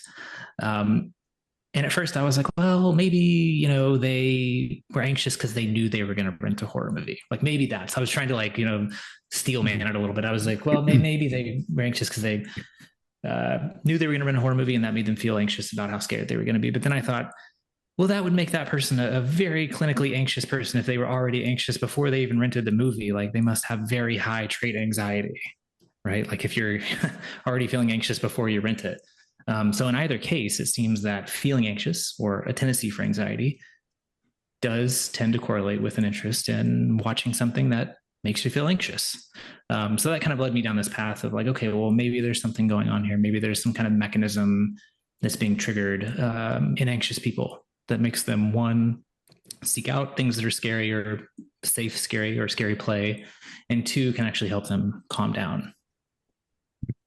Yeah, it's such a beautiful example of how taking an evolutionary functional perspective can bring new insights and practical Yeah. insights as well. Because if you're just thinking about anxiety as just this mental substance of badness and we just have to Right. get rid of the badness, Yes, well, yes. then you're going to fail to understand what anxiety is and how to treat it clinically. But if you understand that anxiety exists for a reason, it has a Darwinian function. It's Yeah. a mechanism that is there because it helped our ancestors survive and reproduce in some way. Well, then Mm-hmm. you start to think about why is it there? What Yeah. is it Yeah. doing? And the answer is, well, it's there to uh, help us think about and learn about and manage and navigate dangerous, threatening things. Yeah. And the way to give the anxiety what it wants is to give us, lessons and knowledge about dangerous things. Like that's ultimately what it's motivating us to do. It's motivating us to figure out what's dangerous, what's threatening, learn about it, master it, navigate it, and deal with it. And if you're preventing the anxiety from doing that, well, the anxiety is never going to go away. The way to Gonna feed it is to grow. actually, it's going to grow. Yeah. Exactly. Yeah. Until you start, Yeah. yeah. Rosemary's Baby is one of the it's super scary movie. And one of the things that makes it so scary is when she's saying like there's this horrible thing happening. Everyone's like, no, no, no, it's all fine. Don't worry about it. And it's like, Yeah. like if you know there's a threat and somebody is Yeah. telling you like, and everyone around you is like, let's just like relax. That's a Yeah. horror movie, right? Like exactly. Yeah. So no, I love that idea that like the autonomy of power over things that scare you is the way around anxiety is a great point, David. Yeah. Yeah, and I And think that goes back to when we were talking about like what makes a horror movie. Well, in Rosemary's Baby, there's no big scary antagonist, so how could it be a horror? Well, like she's very vulnerable because she's obviously experiencing an entirely different reality, right? So again, I think our mind's intuition is to say something supernatural, something we can't access is causing this disturbance like in our world and in my reality. And I think that again maps onto things like diseases that cause us to not think clearly or schizophrenia or things like where our perception of the world is just completely shifted and doesn't match what everyone is telling us. Yeah, and it's sort of a mature view of the world. Like even, I mean, Francis Steen, who I'm not sure what we have to look up where Francis Steen is, but he had this thing. I remember he gave a talk when I was a grad student at UCSB, where he talked about how if you think about what you do when you play with your kid, most of it is predation. So like if you Yes. tickle your child, I'm so acutely aware of this, and this is like real-time prediction of like what would be the most vulnerable parts of my child, and like it's like belly and like and that is like my son laughs hysterically, right? And it's Yeah. like it's play around like sort of like preventing predation or like Mm-hmm. like chasing after a kid. Like what adults naturally do is pretend it's ratcheted down predation. And Yeah. that's like what like a human universal of sort of like adult child play that involves like huge laughter. So I think it's a very mature view of the world to sort of be like danger and hazards and like really the morbid part of life is really also part of like the hilarity and joy of life too. Yeah. And it's like you don't have to choose between them, and it's okay to give people who are anxious or scared or feel underpowered like fiction or give them like stories that might feel unsafe. Like I think Mm-hmm. this notion that we need to keep people safe from the bad things in life, it really sounds like what you're saying is that that's super counterproductive or maybe counterproductive. Yeah, there's a good Neil Gaiman quote, and I don't know if he, and I'll probably butcher it a little bit because I don't have it in front of me, but I think he pulled it from somewhere else too. Anyway, the idea it was something along the lines of, stories aren't great because they tell kids dragons exist. They're great because they tell them how to slay the dragon, right? Like, Right. like horror stories aren't great because they tell you it's not aren't great because they tell you how awful things they can be. They're good because they tell you how to overcome those awful things. Mm. Or in the Interesting. case of many horror stories, what to avoid to Yeah. to what to not do to avoid succumbing to those awful things. Yeah. So you have some really interesting empirical evidence for this hypothesis that horror helps us deal with awful things. So I'm thinking of your paper about pandemics, and Yeah. so this was during the COVID pandemic. You looked at whether people had watched horror movies about pandemics, and you looked to see whether people who had watched those horror movies about pandemics, how they fared during the pandemic compared to people who had not consumed those movies. So what did you find there? Yeah, I mean, that came in part. I was bummed because when the pandemic hit, like everyone else, all my in-person stuff had to stop, and I had this really great study with like a cabinet of morbid curiosities I had devised, and it was an eye tracking study. It was like Mhm. the study I was most excited about in my PhD, and I got essentially canceled because of that. But it ended up being a good thing in some ways because I got this idea about, well, if I'm in a pandemic, it's kind of a scary thing. Everybody's experiencing it. I wonder if that's related to morbid curiosity and coping and sort of scary play. And so I ran this like very simple study. It was not, this study that I was doing was like it was like methodologically complex. It had a lot of moving parts. It was interesting. This was just like an online study with people who are experiencing a thing in the world and measuring their psychological resilience and some of their traits. Right, it's like a very straightforward study. But it's what I could do during the pandemic, especially in those early months of like April and May of 2020. And yeah, I found that people who were horror fans, even after controlling for big five personality traits, income, gender, age, they were more likely to be have to report higher psychological resilience to the early months of the pandemic when things were very unknown and the world actually was like pretty scary. Like in April when they were like, hey, we have a global pandemic for the first time in a long time, probably in anyone's lifetime that's living. Um, Horror fans were doing a little better than other people. We also found that people who had seen just one pandemic movie didn't have to have watched 100 or five of them or whatever. If you had just seen one pandemic movie, you were more likely to be more resilient, psychologically resilient, or exhibit signs of psychological resilience to the pandemic. And then, of course, people who scored high on trait morbid curiosity, again, controlling for things like extroversion, conscientiousness, even neuroticism, income, age, gender. They were more likely to experience positive resilience in the face of the pandemic. That's awesome. So I want to unpack what you mean by psychological resilience. So Yeah, what is that? How did you measure it? yeah. There's a lot of ways to measure that, and it's hard to do with a short questionnaire, regardless of how you do it, right? But there were a ton of resilience scales, even to like disasters. There were like disaster resilience scales that were out there. The problem is a lot of disasters are one-time events: a tornado, a hurricane, a fire, an earthquake. A mass shooting, whatever it might be. They're like these one-time events, and it's like, how are you coping with this a week later, a month later, a year later? With the pandemic, it was like this ongoing thing that we were getting new information every day, but it was becoming more confusing by the day. So there wasn't a good scale that captured that, and so we took kind of the good items, the items that worked from these validated resilience scales of, are you losing sleep more than usual? Are you feeling more anxious than usual? Are you feeling more depressed than usual? How are you feeling about the future? Are you feeling positive about your capabilities of succeeding in the future? We took some of those items that were good and we added a few more or changed the wording a little bit if it seemed like it was too pinpointed to a one-time event to make it like in the past week. How have you felt, right? And then we ran a study in April and we ran one again a month later with the same participants in May, and found that again people who were horror fans or morbidly curious were not losing as much sleep, not feeling as anxious, not feeling as depressed, feeling optimistic about the future, um, just generally having, I guess, like, I don't want to say a positive attitude about it, but they were just like less affected by things that everyone was being affected by with the pandemic that made their life miserable, like being being locked in your apartment or your house for weeks at a time and not knowing what's going on in general, the kind of anxiety that that induces. Hmm, interesting. I mean, do you think what's going on there is that people who have thought about or consumed fiction about pandemics, they have a greater sense of like, number one, what it is, how bad is it, how to deal Yeah, with it, what they should be doing, and that knowledge makes them feel better about it, that they can better navigate it. If things got worse, they would know what to do.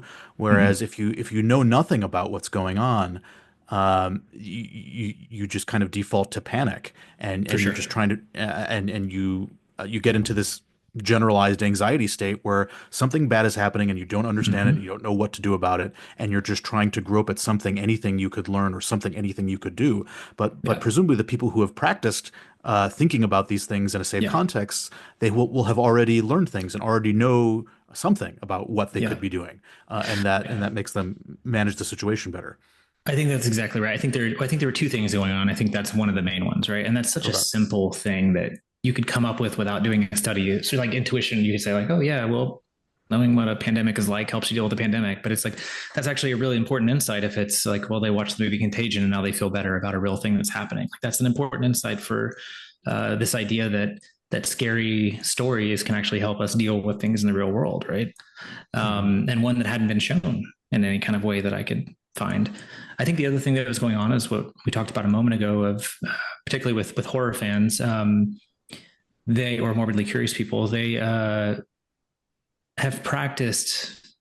implicitly practiced feeling anxious and feeling afraid in a lot of different scenarios.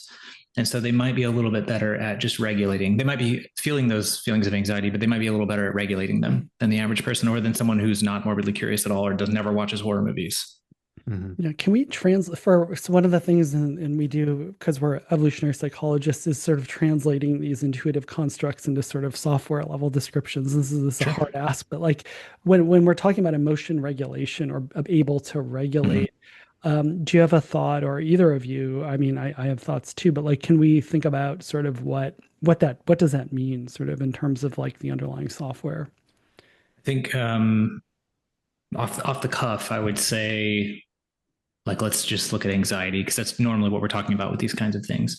There's a lot of different emotions you can regulate. That's typically the one that if you go to therapy, you're trying to regulate. Mm. Hmm. Um, a lot of what that is like mechanistically. There's um, thinking about reappraising the situation, right? So I guess at a software level, like taking a second pass using a different algorithm and seeing if what you're really experiencing is really what as bad as you think it is.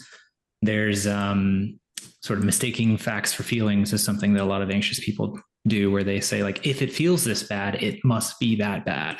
Mm. And so reevaluating that and saying like, well, just because it feels this bad, like I'm watching a scary movie and I'm feeling really terrified, but nothing bad is happening. So again, kind of a reevaluation of what's going on.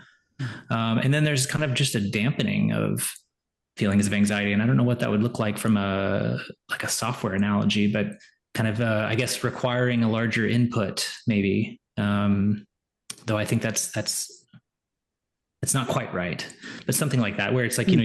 you're receiving the input, but there's kind of a filter you're passing it through, saying like for every 2 bits I get, only give me 1 bit of information or something, where you're dampening that signal because you know consciously that it's not as bad. You're mistaking your facts for feelings or feelings for facts.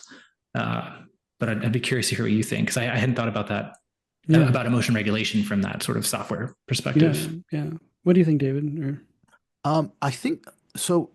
That's interesting. So the way I'm starting to think of it now, just in this moment talking to you, is that when you're stressed or anxious, your body starts producing cortisol, which fills you with energy.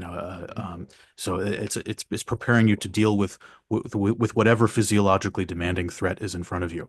But there is a kind of computational problem where you have to figure out, well, how much energy do I need? How bad is this threat? How much cortisol should I release? And that's an inherently computational problem. You have to learn things about your environment. You have to process all the different cues. You have to reason about the different cues.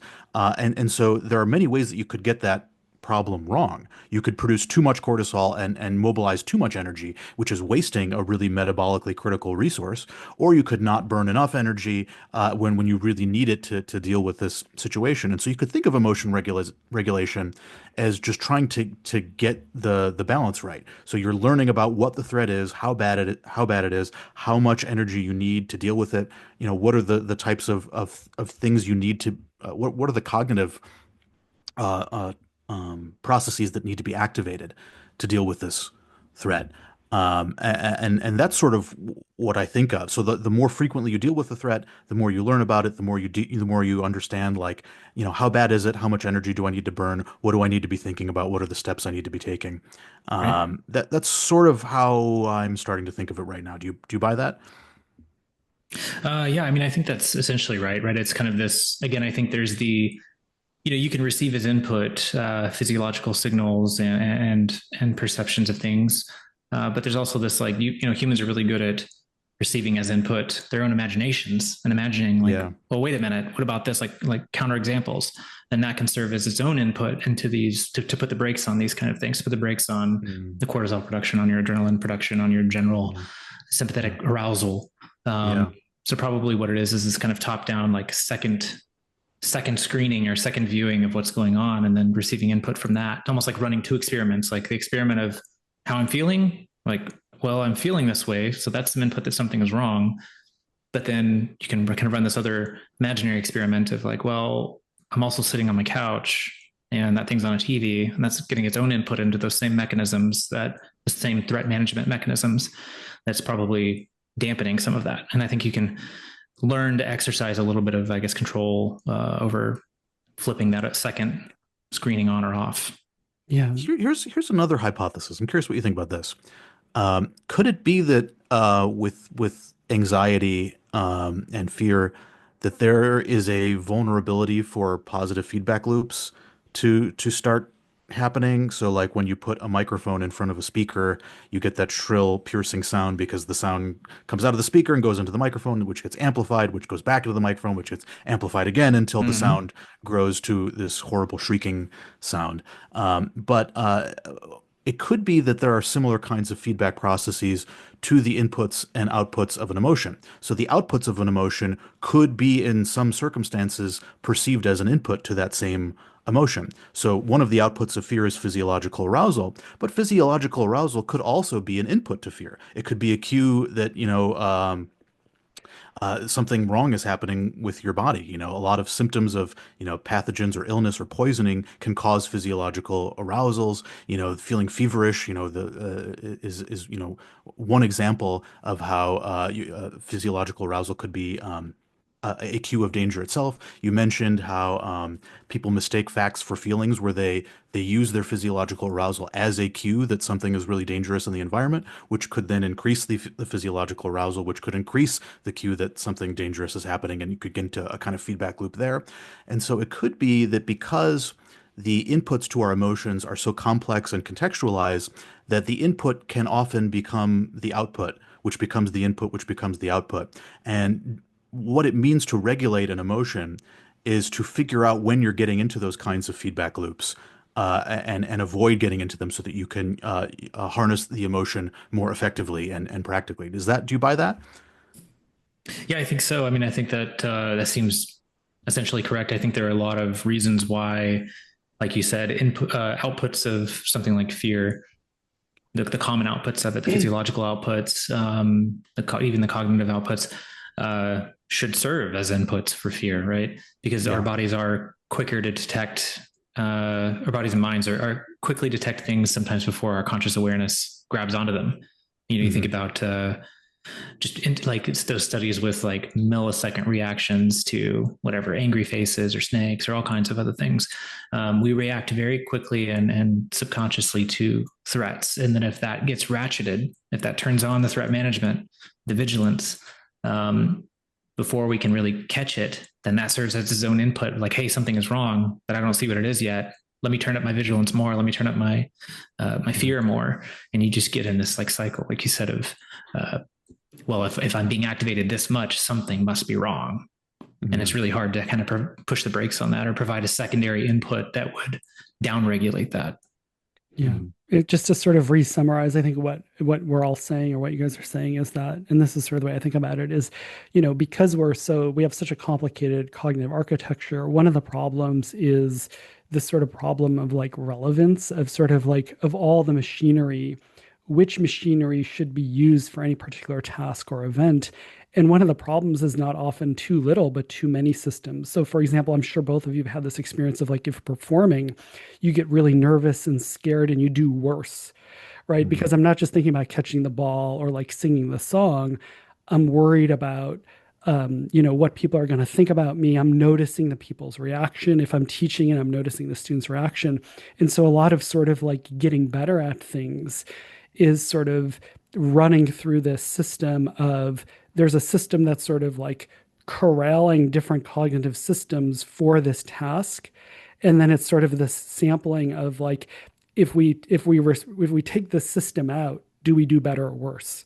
And I think some of fear and some of what we're talking about is and what emotional regulation is that process, right? Where it's sort of like you in this also people talk about this in real context of if you automate things. So, people who respond to really life or death situations like a lifeguard or a police officer or the military or even like, I used to wrestle, like you would just do these things where a lot of times if somebody is like in a situation where there's a natural disaster or somebody shooting at you, people don't respond well.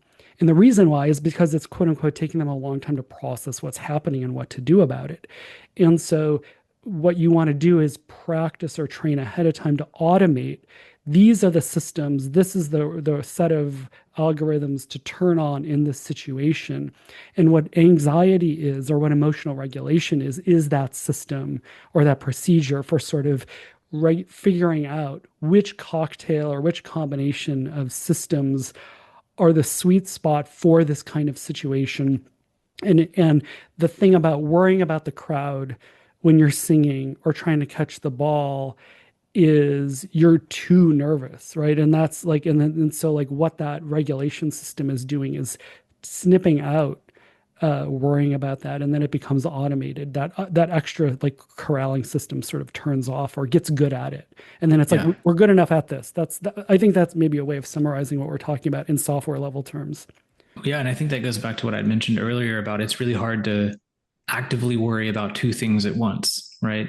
And Mm-hmm. so you're either worrying about what people are thinking about you when you're performing, or you're worrying about like what you need to be doing to perform well, right? Right. And if you're doing the former, you're probably going to mess up. You're not going to perform as well as you should be doing because you can't focus on that because you're too consumed by the worry of what people are going to think or what happens if you fail or what happens if you forget to do something. That's right. Yeah, no, I think that description of sort of like I'm distracted or I'm worried about something else is the experience of that software system not being calibrated right yet. Yeah. Mm.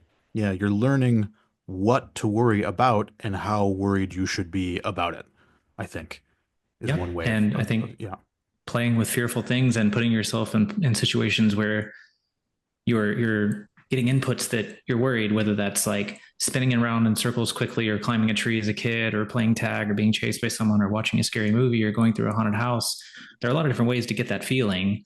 I think they work particularly well when they're embedded in a story because we tend to be kind of narrative creatures first. Like every other creature on earth experiences things first person. And so our minds, I think, and I think Steen might have actually been the person who said this. I think it was Steen and Owen's paper that Mm. our minds are just phylogenetically. I mean, we are really good at figuring things out when they're in a first person narrative, which is probably why stories are compelling and why we can learn really well from stories and don't learn very well from facts. Because every other piece of machinery in the human brain for millions of years is adapted to learning things first person. Right. And so when you Right. tell a really good first person story and you embed lessons in it, we learn it really easily and really quickly. And we don't even feel like we're learning. It just is enjoyable. Right. And I think that's why horror is somewhat uniquely suited for teaching us how to feel afraid and feel anxious and overcome those feelings. Mm. Yeah, it's almost like, we tend to think of learning as solely about learning a list of facts, but there's another, perhaps even more important kind of learning, which is how to regulate and organize and arrange your emotions, right? Because there's no way that natural selection can know in advance like the exact right configuration of all of your cognitive and physiological and motivational states, that is correct for the situation you're in. You have to learn. You have to learn about the situation and sort of take stuff out, sample different parts of it, as Dave said. Mhm. And so emotions themselves, we like to think of it as sort of the opposite of reason and learning. But I think emotions also need practical experience. You need to learn how to deal with them and how to organize them in response to a particular context, which I think is a really important lesson from your work. Yeah, well, and I think that's a general lesson probably from Yeah, evolutionary psychology, just that yeah, emotions are many times ecologically rational. And if yeah, you can understand that ecological rationality, you understand when it goes wrong or when it misfires, when it shouldn't, especially, we're living, that's not not my idea, obviously, but we're living in a very different world than what our ancestors lived in for most of their history, right? And so there are going to be some mismatches when it comes to, in particular, these emotion systems that evolved under fairly similar circumstances for tens of thousands or hundreds of thousands or even millions of years. Yeah. And people often talk about it's scary to confront your emotions. And I wonder if it's the same underlying logic, right? Where it's a similar thing where it's sort of like, um, in the same way, maybe we shouldn't let kids avoid all risk or scary things. Maybe one point is that, be let like feel emotions and sort of don't run away from that feeling, right? Yeah, and I think there's this common. I don't know if it's like actually what therapists tell people or if it's what people on social media say therapists say. But you should feel your feelings and you should.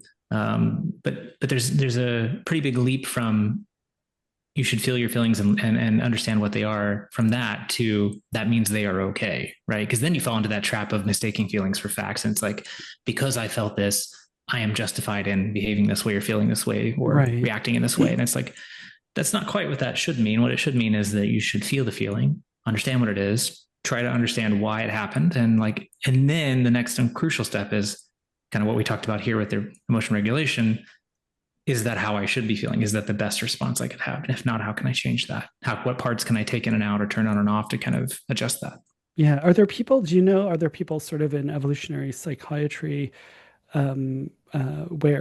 so I mean, I think knowing about what the function of emotions are is a way to sort of distance the emotion from your own experience. And then, or at least it Mm-hmm. gives you something of like, so for example, we talked about what the function of anxiety is, and maybe even knowing that information the next time, like, or like when I feel anxiety, like knowing that I know that, it gives me something to think about. It's like, what is that thing out in the world that my brain is sort of latching onto? It's a way to sort of like step back from just experiencing the emotion to sort of, you know, it's sort of, cognitive behavioral therapy, but thinking about like It's what yeah. it, but it's a way to sort of armchair cognitive behavioral therapy yourself is to just have some functional theory of an emotion. I wonder, have people looked at that? I mean, maybe I'm not too sure. I think one that would work really well. Like Aaron Saul has done an excellent job of like, decomposing anger into Yeah, its very mechanistic we talked parts. about anger. Yeah. yeah, Yeah, and I think that would be a great first place to start with that because I think because of him, like that's helped me like think about anger in an entirely different way, and I think probably I could imagine that being useful in a therapeutic context. Yeah. Just again understanding that and then being able to kind of think about because then you can take that second perspective, you can provide the new inputs and say, well, I'm feeling this way probably because XYZ, but really their behaviors were ABC, and so I shouldn't be feeling this way. Yeah. And you can kind of begin to, I think, regulate those kinds of emotions. Yeah. One easy question that probably a lot of you get asked a lot is like, how does somebody start studying morbid curiosity? Were you attacked by a clown as a child, or is yeah, No. I mean, I've always kind of liked scary things, but it's not like I went to school and I thought, okay, I'm going to study, why I'm interested in this and why we love horror movies. When I was in grad school, like most young, fresh grad students, I was just interested in like everything, and I still kind of am to some extent. But you kind of have to pick a thing and study it a little more deeply. And so at first I got interested in why people were interested in violence. So why do we have, like, in almost every society across the world throughout time, violence is mostly punished and abhorred, but there are certain cases where it's okay and where it's celebrated. And so that was really interesting to me, like how we make this distinction between violence that's okay and violence that's not okay, because it seems like such a thing that, like, should be so black and white, you know? Like if anything is black and white, like incredible violence or murdering someone, that should be it, right? But it's like, well, it depends. If it's in a Coliseum in front of 80,000 cheering Romans, maybe it's okay. So I was interested in how we made those distinctions. And I did this eye tracking study to kind of see, do people like look at the scenes differently? Do they describe them differently if it's violent or not violent, or they're not sure? Um, and then I started thinking, well, it's kind of weird that we sometimes enjoy violence. We kind of scare, and violence can be scary. And like, well, we also kind of scare ourselves sometimes for fun. And then I was like, well, I do that too, right? Like I also like scary things. And so I started looking through the literature, and I didn't really find any explanations for why we do that. Matthias Claesen was the only one who'd really done any work on this. This was in like 2016 or so, 2017 maybe. I think Paul Bloom had some sort of like ideas, but I don't think he did much of the work. Yeah, I don't think there was much. And there really wasn't much written about it even. I mean, Pinker had like a line or two in his book on it or something, on the Blank Slate, I think, or maybe I don't know if it was the Blank Slate or maybe one of his other How the Mind books. Works or something. Yeah. It may have been How the Mind Works, yeah. And Paul Bloom has some stuff like on his psych book, which I used for my intro psych class, which is a great book, Psych. It's like, but yeah, but that came out much later, very recently. Yeah. That came out like in the last 2 years, I think. This would have been like almost 10 years ago now. No, for sure, yeah. And there's nobody was doing it except this Danish literature scholar, and so I reached out to him, and because he was interested in like horror literature and like what makes horror literature. And I reached out to him. I said, hey, you're the only person I can find that is doing anything like this. Do you want to chat sometime? And so he's like, yeah, well, in fact, I'm doing a haunted house study here in Denmark. Why don't you come over and do it with me this fall? And I was like, okay. So I went to Denmark and I stayed there for about a month. And it was the start of a very long and fruitful collaboration with him. And this is before he'd even started the recreational fear lab sort of properly. And so that's kind of how I got into it. And then, I was talking to my advisor one day. I think I was probably a second year or something, and I was getting ready to sit down and sort of think about what I was going to do for my dissertation proposal. And I said, well, Dario, I've got this project on violence, and I've got this project with the haunted house and fear, and like why people are interested in scary things and violence. And he's like, well, it sounds kind of like morbid curiosity. And I was like, well, yeah, I guess that's right. And then I started looking up morbid curiosity, and I was like, well, nobody's really done anything with this. Like there are no psychological papers on this. There was like one paper from the 80s that took a very narrow conception of what it might be. And then nobody ever validated the scale, and it was barely cited. So I was like, nobody has really tackled this. And it's related to a lot of different things that I was doing. I had that paper I mentioned earlier with Dan Fessler about gruesomeness. We had just kind of started that, like, why are people sometimes gruesomely violent? And so I just had all these topics that eventually became fitted to that broader concept. Mm-hmm. And it just ended up being then, okay, well, I'll try to figure out if these are related in some kind of way. Right. That's awesome. It's a great example of how an evolutionary perspective allows you to ask good questions and discover low-hanging fruit that no one else has plucked. Like, it's kind of crazy to me, psychology has been around for what, more than a century now, and nobody has really looked at this huge aspect of the human experience, which is our fascination with the macabre and with darkness and violence. Like, that's crazy to me. Like, it was crazy to me. I thought I was wrong. I was like, am I missing an entire portion of the literature that I'm just not seeing somewhere? But it was just that it was one of those things people just took for granted, I guess, or like, I don't know, one of those things. It's like, it's so obvious, let's not look into it, which tend to be the most fruitful areas for especially evolutionary psychology. And I get now, emails all the time from like undergrads and now graduate students who are like, well, I think I'm gonna do my thesis on this. I'm like, please do. There's like so much low hanging fruit. Like I can't do it all myself at all. Like there's so much, just like simple questions, simple studies you could do that would be really impactful and really interesting. Even with true crime, it was like I was blown away that like there was only like one empirical psych paper on true crime when I Wow. started studying this, right? Oh, It was like really? from Yeah. 2013. It was one. It was really good, but there was only Yeah. one. And it's like that is such a phenomenon. Like hundreds of millions of dollars are spent on this, and Yeah. hundreds of millions of people consume it, and like we don't understand why, you know. Yeah. And I think it's just because people have these intuitions, like, oh, they do it because they like to glorify violence, or what the things that just are like made up explanations that nobody has ever tested.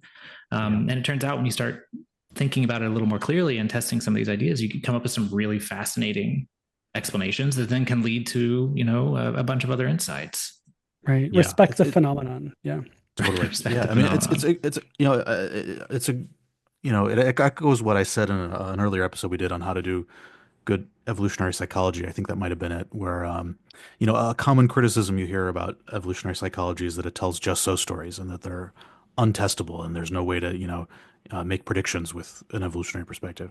And my experience actually being in the field and doing evolutionary psychology research is that I have the exact opposite problem, is that it makes too many predictions and there are too many ways to test this. And there aren't enough hours in the day. I wish I had a whole army of researchers to go out and test these predictions. They're just so fruitful and so rich. And that to me is more the problem, is that we just don't have enough resources to go out and test all these ideas. Have you had a similar experience, Colton? About like having it right now. I mean, it's just like Yeah. anyone listening to this that wants to throw funding my way, I will I will multiply by 5 the number of experiments I'm currently running.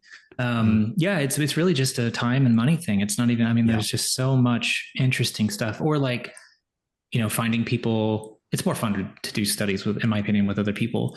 It's like finding people who are also interested in this, and yeah, I just it's really more of, at least in my narrow area that I work in, at least that I primarily work in, it's mostly just a time and resources thing, not a failure of predictions, not a failure of um, not being able to come up with experiments to test it, you know. Yeah. Yeah. Yeah. The behavioral, or what is the recreational, what is the name? Recreational fear lab. Yeah, the Recreational field. recreational Okay, fear you lab. have to explain. So that can you explain that, and then that's a Sure. lead into, if people are interested in like your work, Sure. where can they come across this stuff, and what exists? And I know there's some things or events that are maybe planned too. So can you talk a little bit Sure. about this? Yeah. Yeah. So I mean, like I said, I got hooked up with Matthias Claesen, who now is director of the Recreational Fear Lab. Great name, Is it by the art? way. Recreational Oh, Fear Lab. so How can you good. not be curious about a How lab can called the you not? Recreational Yeah. Fear Lab?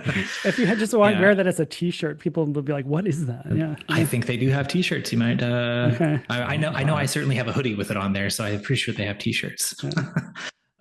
Yeah. So it's a lab that Matthias started to study in Aarhus, Denmark, to study why and how we engage with scary play. And I've collaborated with them a lot over the years, more so in my PhD. I would go there, you know, for several weeks at a time, usually in October, and do studies in haunted houses. They were kind of these like ways for us to do field experiments on fear, that in ways that you can't induce in the lab ethically or even like practically.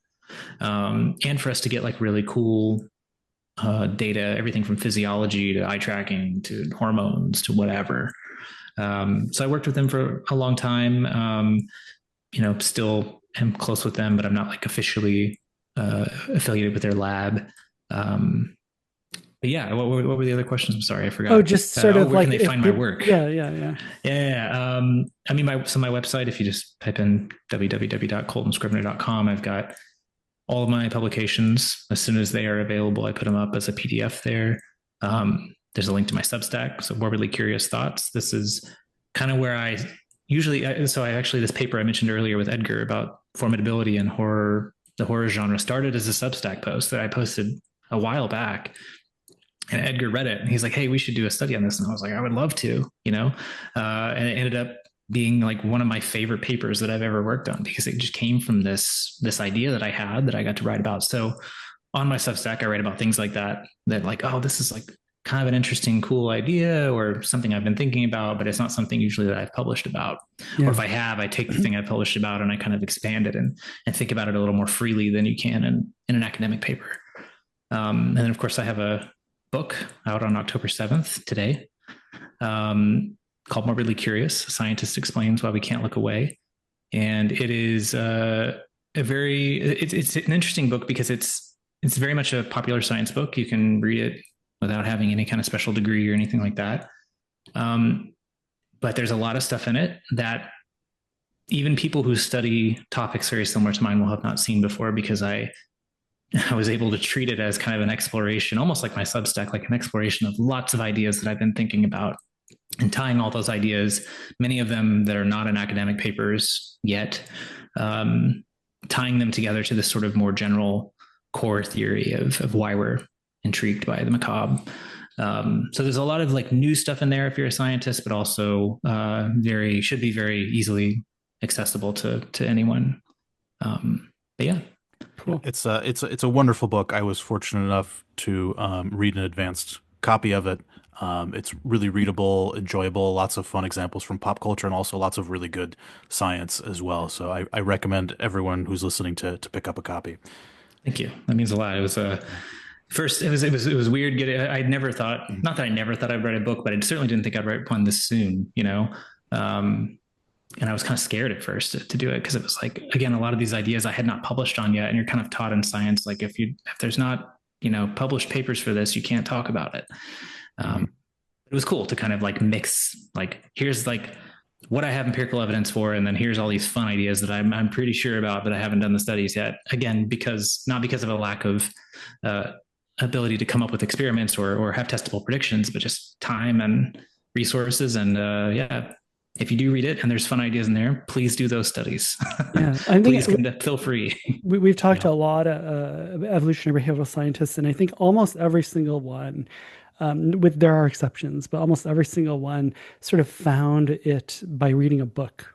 Like it wasn't Yeah. by reading, like almost always like a book. Like Yeah. there's something about books that I think, it really like it changes people's lives. So, like there's just something about like the whole package of ideas that really gets people. And I've heard that, many people talk about. It was a book that really changed the course of my life. So yeah, Yeah. Yeah. I mean, I read when I was an undergraduate why zebras don't get ulcers. And that was like my book where it just opened my eyes by Robert Sapolsky, yeah, just opened my eyes to this like new way to think about um, human existence just generally. yeah, Right.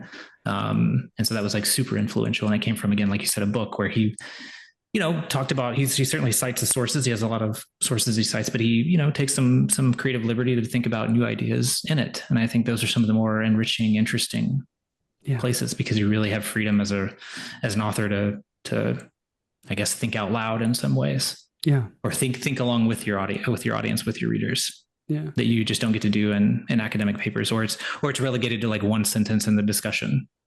Right. Thanks to reviewer two, I can speculate about this at a footnote. Yeah, to the Yeah, footnote that's more likely. exactly. Yeah, yeah, yeah. Is there anything we should have asked you? Ooh, um, should have asked me. I don't know. I mean, I think you asked me. This is one of the more fun conversations that I've had. I think because both of you are evolutionary psychologists, and I don't often do. I do lots of podcasts, but I don't often do podcasts with evolutionary psychologists in discussion. And so it was really fun to like break some of these ideas down in ways that I just haven't been able to do with other people. So it was very cool, very Thanks. fun. Yeah, I appreciate that. I mean, that's one of the reasons why we're doing it. It's that's kind of what we're doing. It's just to Yeah. give people a sense of what it's like if we were just all chatting together about what we do. Like that's Yeah, and I think evolutionary psychology is especially interesting in that way because it's like sitting around with an engineer and having them think about like, well, how do exactly. we take this apart and like how do you know this works this way? Yeah, And we do the same thing but with the mind, right? And so it's like a very different way to sit around and just chat. It's very conducive to interesting discussions, I think, and generative, as David mentioned earlier, like super can be super generative if you do it correctly and carefully and thoughtfully. yeah, and Yeah. it's just super cool. I love that you're doing. I think like David's doing stuff about humor. We had recorded recently the his Mm-hmm. about humor. I love that. I study groups in conflict. David does it too, but like I think it's really important to stick to like foraging and mating and survival, and even like I think there's still low-hanging fruit for even like stuff like parenting. But I also really like that there's good quality work getting into these more sort of more strange and less straightforward areas. Yeah. And I'm really happy just as sort of like watching the field grow, that Mm-hmm. these things like humor or horror It's not just sort of like, as we said, like bad or joking, like, ridiculous, bad, just so stories, but it's actually starting to get empirical teeth and like sophisticated cognitive science, basically, of these things. And Mhm. I just love that. I'm always happy when somebody is like biting off like the serious cognitive science of like a new area. And it's so Yeah. thank you for doing that with this. Yeah. No, I mean, just, honestly, just kind of following what interested me, which is not always good advice, but I got lucky and it ended up being good advice for me. And I think I'm pretty fortunate that I study something that pretty much everyone has an opinion on and has Yeah. experienced. And like, it's easy for me to talk to someone it's easy for me to talk to you guys, like, you know, high quality evolutionary psychologists in the field about this topic as it is for me to talk about like some stranger at a bar about this topic. And it's like everyone has experienced feeling morbidly curious at one time or another. Everyone either usually loves or hates horror movies.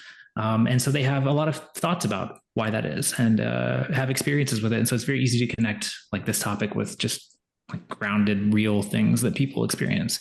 And I think it's easy for like us to sit around and think about certain topics that are super interesting, but maybe don't feel relevant on their face to the average person. But I think I'm lucky that I think my topic is not so much like that. So it's super fun to study because people I think can access it quickly and have in some cases very generative thoughts about it. Like I said, the whole idea about horror maybe being beneficial came from just regular people, like non-scientists, talking about how they engage with it and what it does. Like that's where that idea came from. Yeah, yeah. It's not, I mean, one of the themes of this podcast has been respecting people and not Yeah, just sort of patronizing toward it. In yeah, something like consuming horror or people who are anxious, it's really easy to just sort of, or glorifying violence, right? It's just really yeah, easy to just sort of judge that and sort of treat it as like not worth our attention. And I think that's exactly right. That's exactly the wrong way to think about it. Yeah. yeah, Yeah. yeah, I will say your work has shaped my life personally in terms of my relationship with my daughter, who, as I mentioned at the beginning of the episode, is very morbidly curious.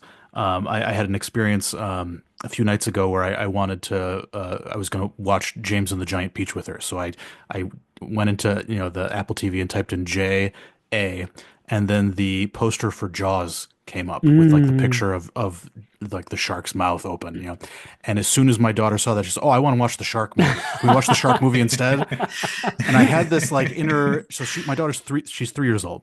And so I had yeah. this inner debate with myself, like, oh, Like, should I? should I watch Jaws? Like, is that going to be too much for her? And then I had my inner Coltan Scrivner telling me, hey, you know what? This is actually a normal, healthy part of development that she's curious about this. Let's give it a try. If it's too much, we can Yeah, always turn it off. And I exactly. ended up Yeah, watching Jaws with her, and yeah, she's so into it. She loved yeah, it. And it was funny. I was actually more scared than she was. She was just more kind of like riveted, and she was like asking all these questions about it. Yeah. And it was just like a really cool bonding experience.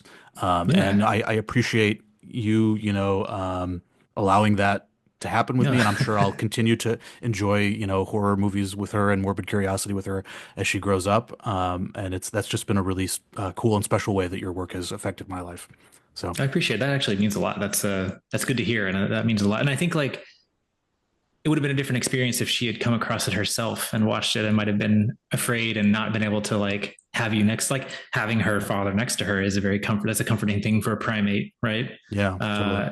And so I think it also allows then you to tackle things that are maybe would have been a little too scary for you initially, but now because you Yeah. feel like you're in a secure spot, you can actually engage with them. Yeah. Hmm. And maybe Yeah. things that would have scared her, she's more willing to go to you with Yeah, them as exactly. Yeah. opposed, yeah, exactly. Yeah. Exactly. Yeah. Yeah. Cool. I love that. Yeah. Awesome. Well, Colton, thank you so much for being with us. Really, it's really just a fun topic, and I hope everybody has a good Halloween season here in October. Yeah. Thanks for having me on. It was a blast. Work on your costumes. If you're going to make them. I've, as a parent, like spent a lot of time like last minute, like creating a costume. So, if you're going to make it, start now. That's my PSA. David. Well, we can end there. Okay, Yeah. good. All Well, right. Colton, thank you so much. This was fantastic. Yep. Yeah, this is super fun. Really, like one of the more fun discussions I've had with it. So Cool. That's awesome. Yeah, thanks no, for that. we have a lot of fun typically. So, David, we just spent another couple hours together with a guest, and that was a really fun episode. And I'm looking forward to the next one. I don't even know what the next one's going to be because we haven't done it yet. Yeah, I don't know either. Could be Jordan Peterson, could be Don't, David, don't debase yourself like that. Come on. No, it could be Lita or Cosby.